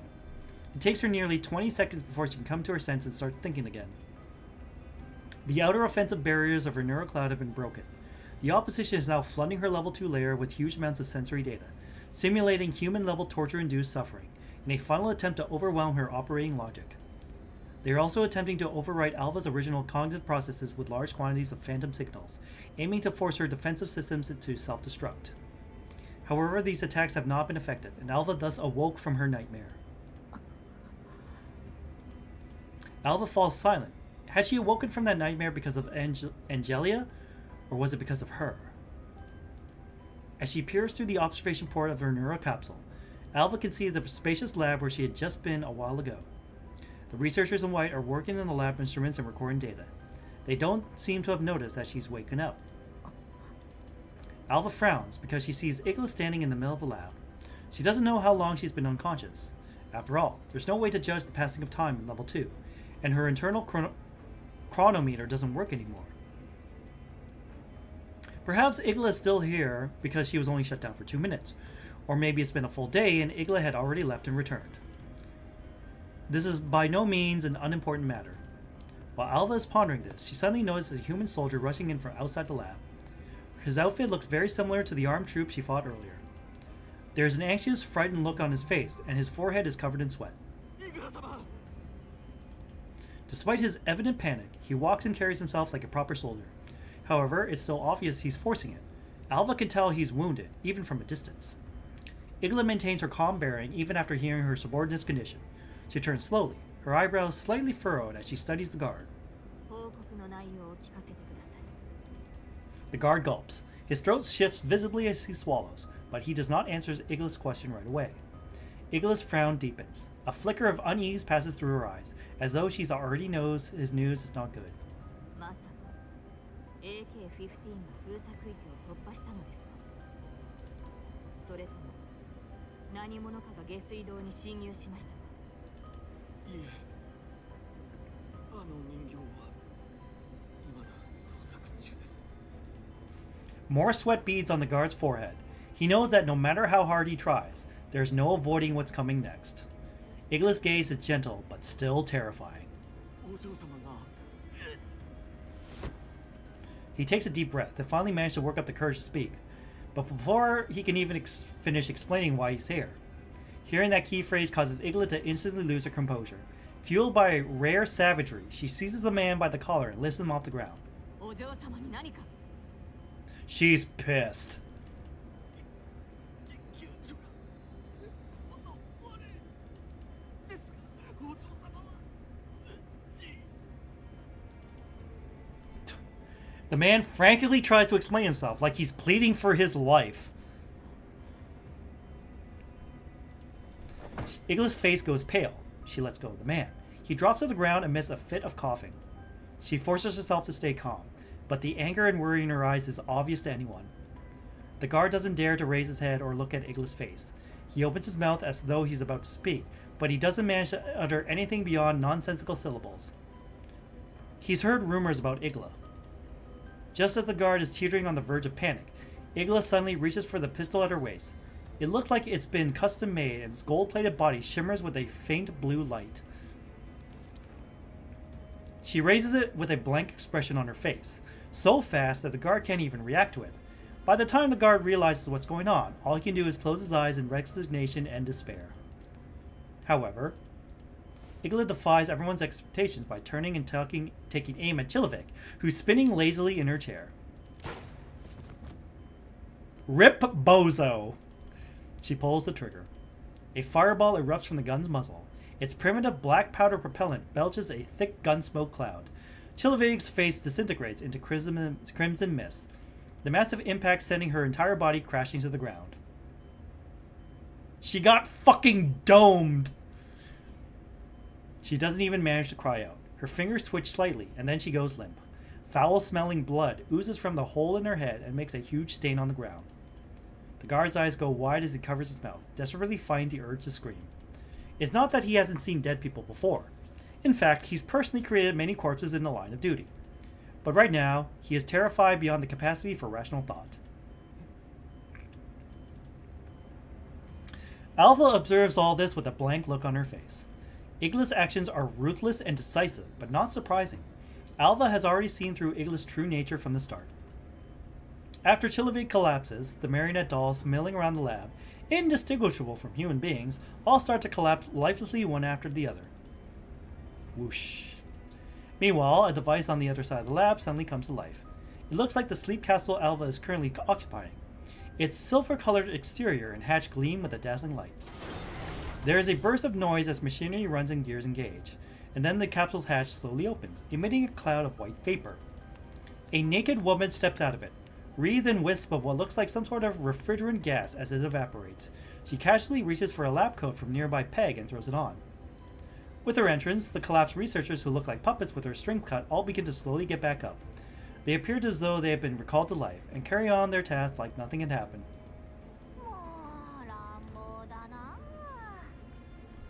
Fucking hell! She's like a fucking cockroach. The woman from the capsule sighs heavily, but her tone is theatrical and mocking. Her hair is damp and her face is oily, like someone spread a layer of butter on it. But it's plain to see that she looks identical to the Chilovic who's lying dead on the ground.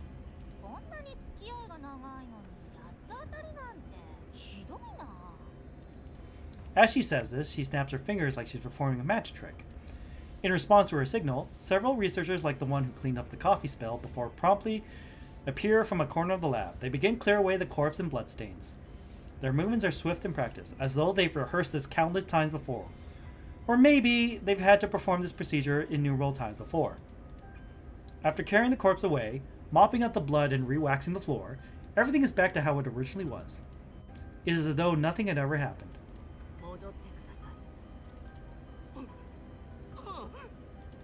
The guard scrambles out of the lab as if granted a stay of execution. After watching the guard scramble away, Igla turns to regard the brand new Chilovic.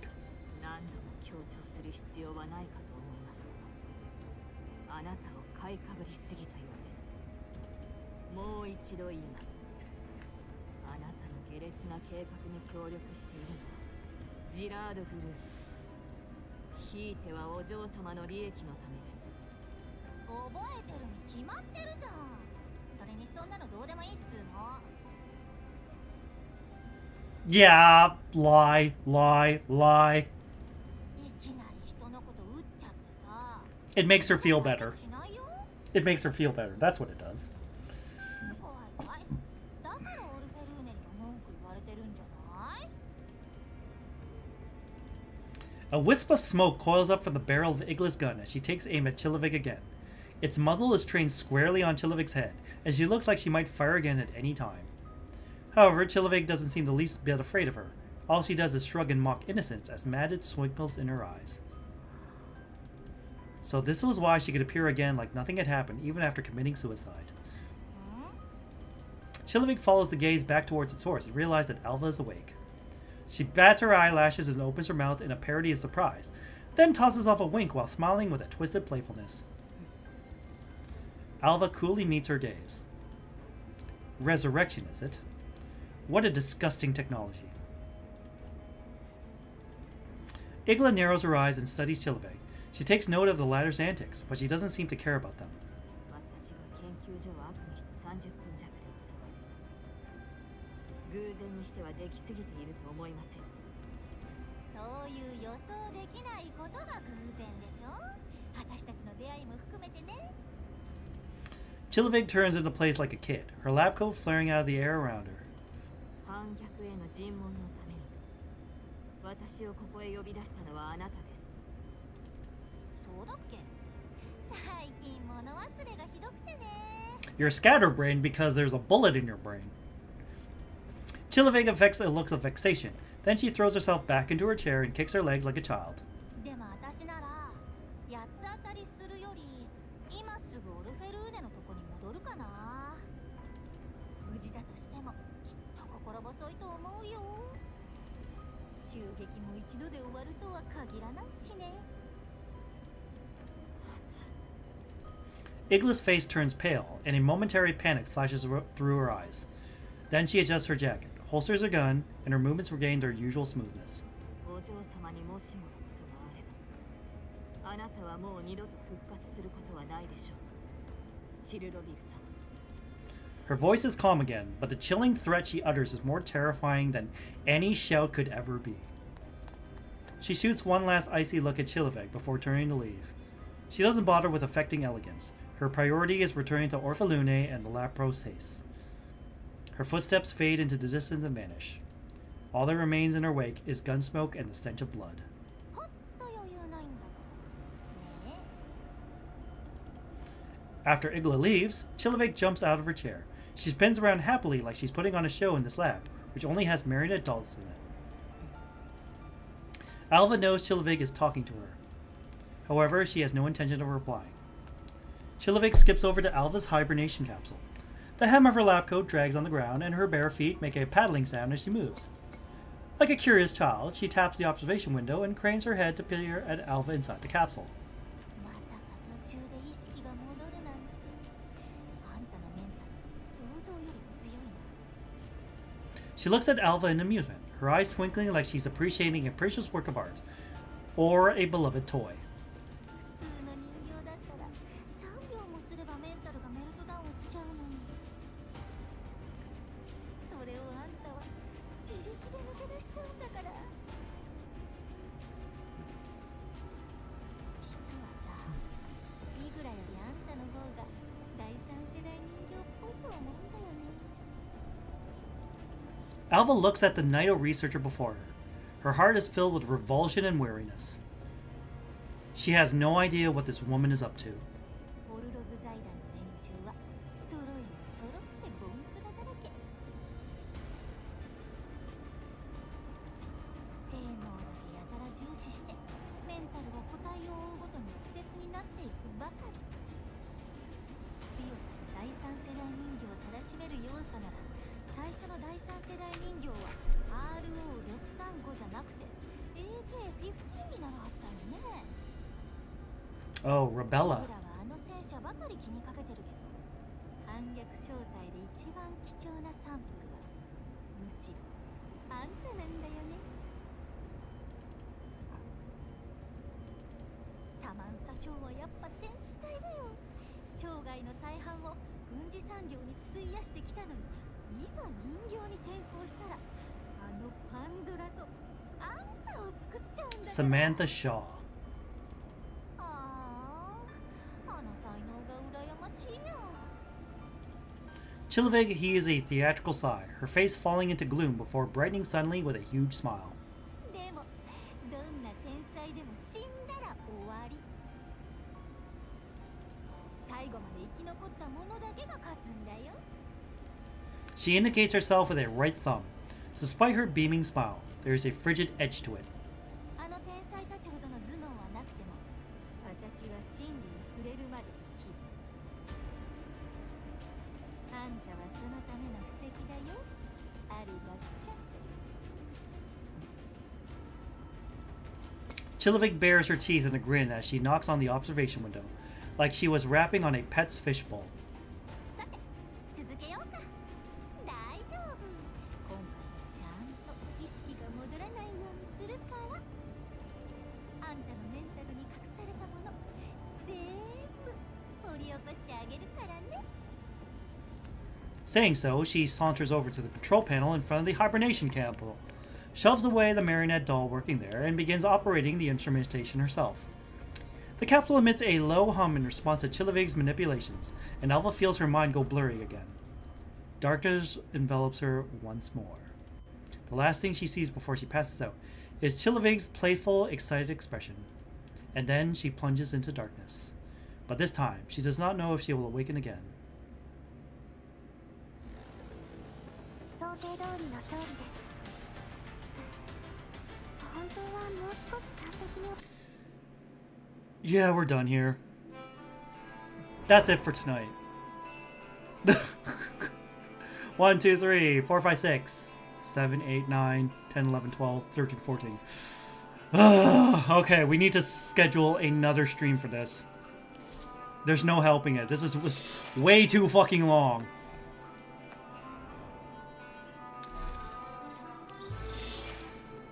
Alright, so looking at this, there's Chilovig, there's Igla, there's something, and there's Orphalune.